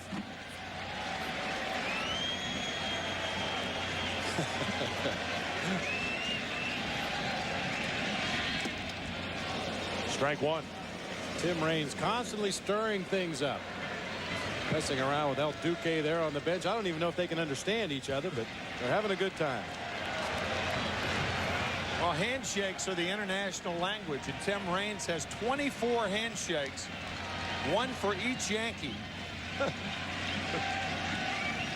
Tough to remember all those. Now, when the roster's expanded, did he add to the 40-man roster in September? Yeah. I didn't ask him that. Bases loaded, 2 out. There are the runners aboard.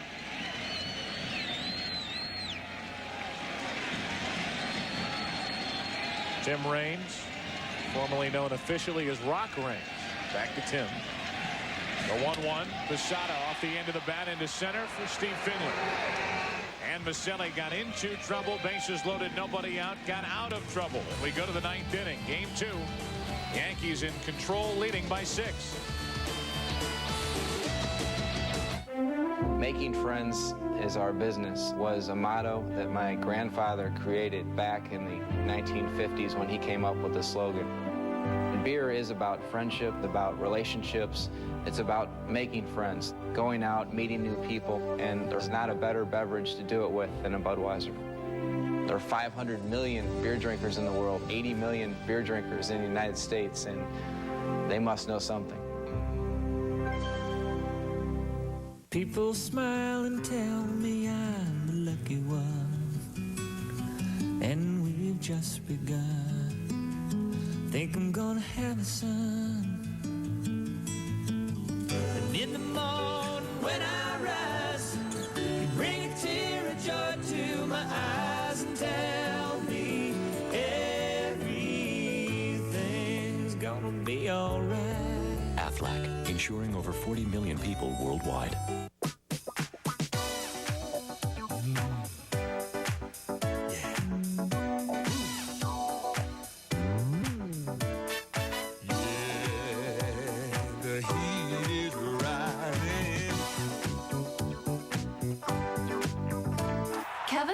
Mom? What are you doing? Nothing. Introducing FD Trinitron Vega, flat screen TV from Sony. Our best Trinitron picture ever. Looks like Taz just got his AT&T phone bill. Taz, don't you make a lot of calls on Sunday? Yeah, Taz call. Then use MCI 5-cent Sundays. It's just 5 cents a minute every Sunday. AT&T charges 3 times as much.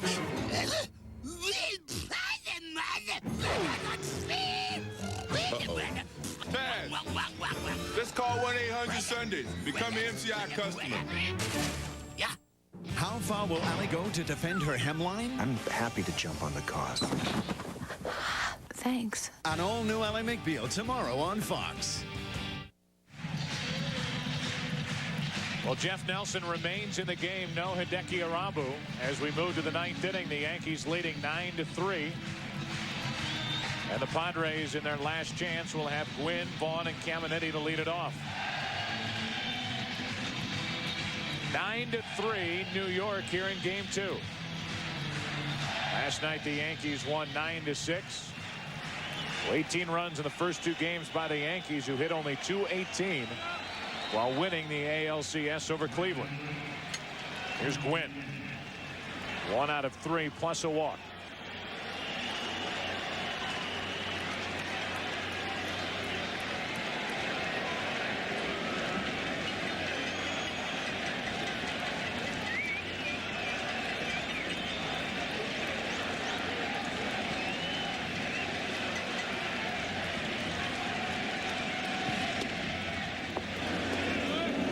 Ball outside to Gwynn. Bad news for the Padres if you want to play percentages. 75% of teams taking a 2-0 lead in the history of the World Series.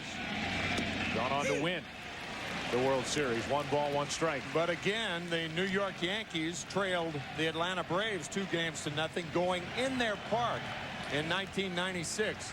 One good thing for the Padres, they go back home in front of it once again. One of the best crowds in the game. Tony Gwynn lines to short, 1 away here in the top of the 9th. On the other side, if this series doesn't go 6 games, these fans here at Yankee Stadium might be looking at their Yankees, who won 114 games during the regular season and are making a charge for their 24th World Championship. Might be looking at them in person in action for the final time, unless this series gets back here next Saturday for Game 6. Strength to Vaughn. Mentioned earlier in the ball game, Jeff Nelson facing Greg Vaughn last night. 2 sliders on the outside corner and a hard sinker on the fist. Broke his bat and he tapped back to the mound. 1 ball, 1 strike.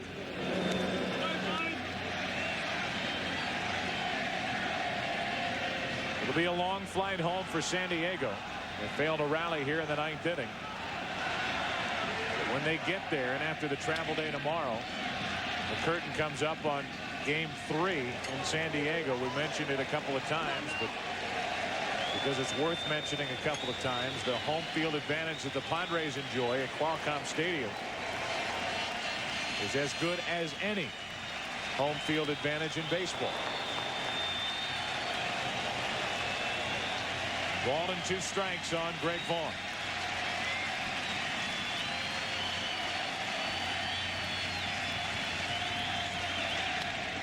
To the left side, Brocious. What a pickup. 2 gone.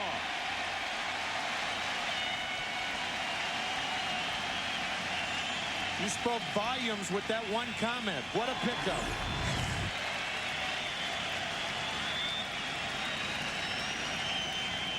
Over from Oakland. He has just solidified that infield.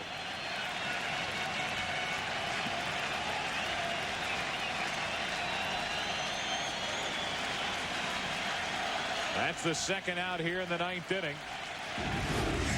And now Caminiti takes a strike. Caminiti with his first World Series hit in his last at bat, a leadoff double and a run scored last inning. 1 ball, 1 strike. The New York Yankees, long, methodical march toward a world championship, continuing here in Game 2. 2 balls and a strike on Caminiti. Orlando Hernandez, a rookie by Major League Baseball standards, but not inexperienced. With his history with the Cuban national team, another strong start in the postseason. And now the Padres are down to their final strike.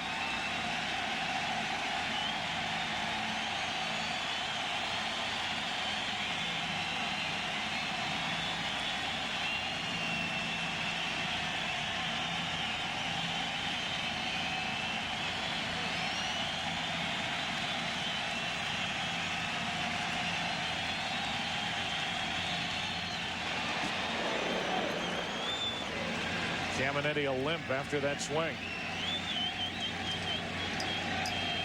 I don't know if Caminiti remembers how to walk without something hurting. He is constantly in pain, it would seem.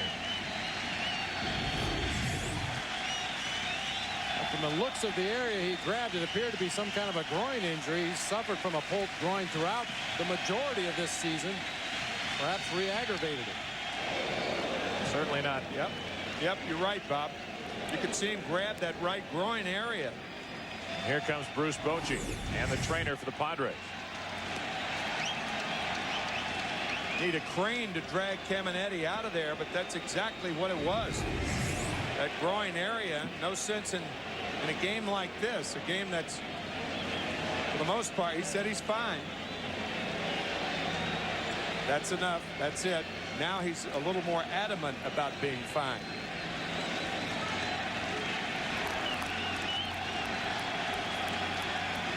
Well, after initially straining the groin, it would seem, on the first 2-2 pitch, that last swing, he didn't leave anything there. He just wailed away like nothing was wrong.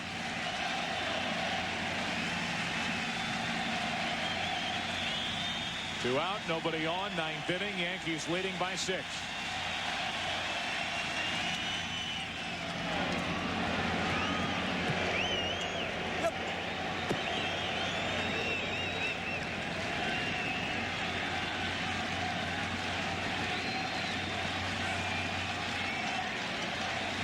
Caminiti trying to extend this game 2. Look at Brian Cashman, the Yankee general manager.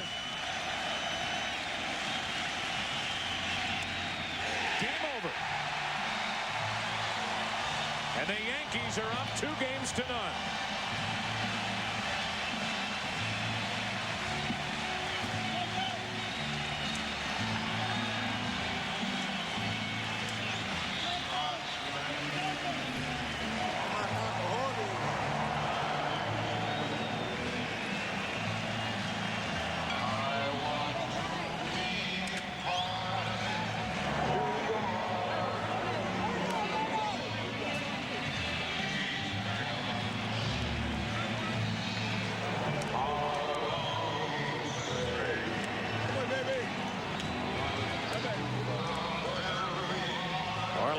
Hernandez is tonight's Chevy Truck Player of the Game with, again, a 7-inning performance as he did in Game 4 of the ALCS. Tonight, 1 run on 6 hits, 7 strikeouts, in control from the start.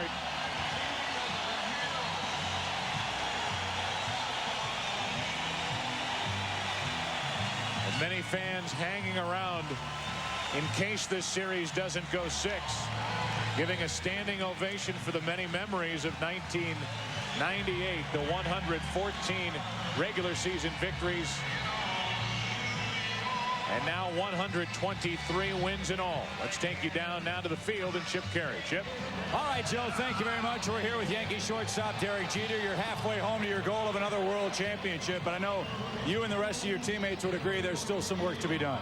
A lot of work to be done. If you recall, in 1996, we were down 2 games. We were able to come back. So San Diego's not out of it. They're going to play us tough in their park, so we got to come out and take Game 3 like it's Game 7. Hard to believe this could be the last game you play here at Yankee Stadium this season if all goes according to what the Yankees' plan would be, and that's closing this thing out in San Diego.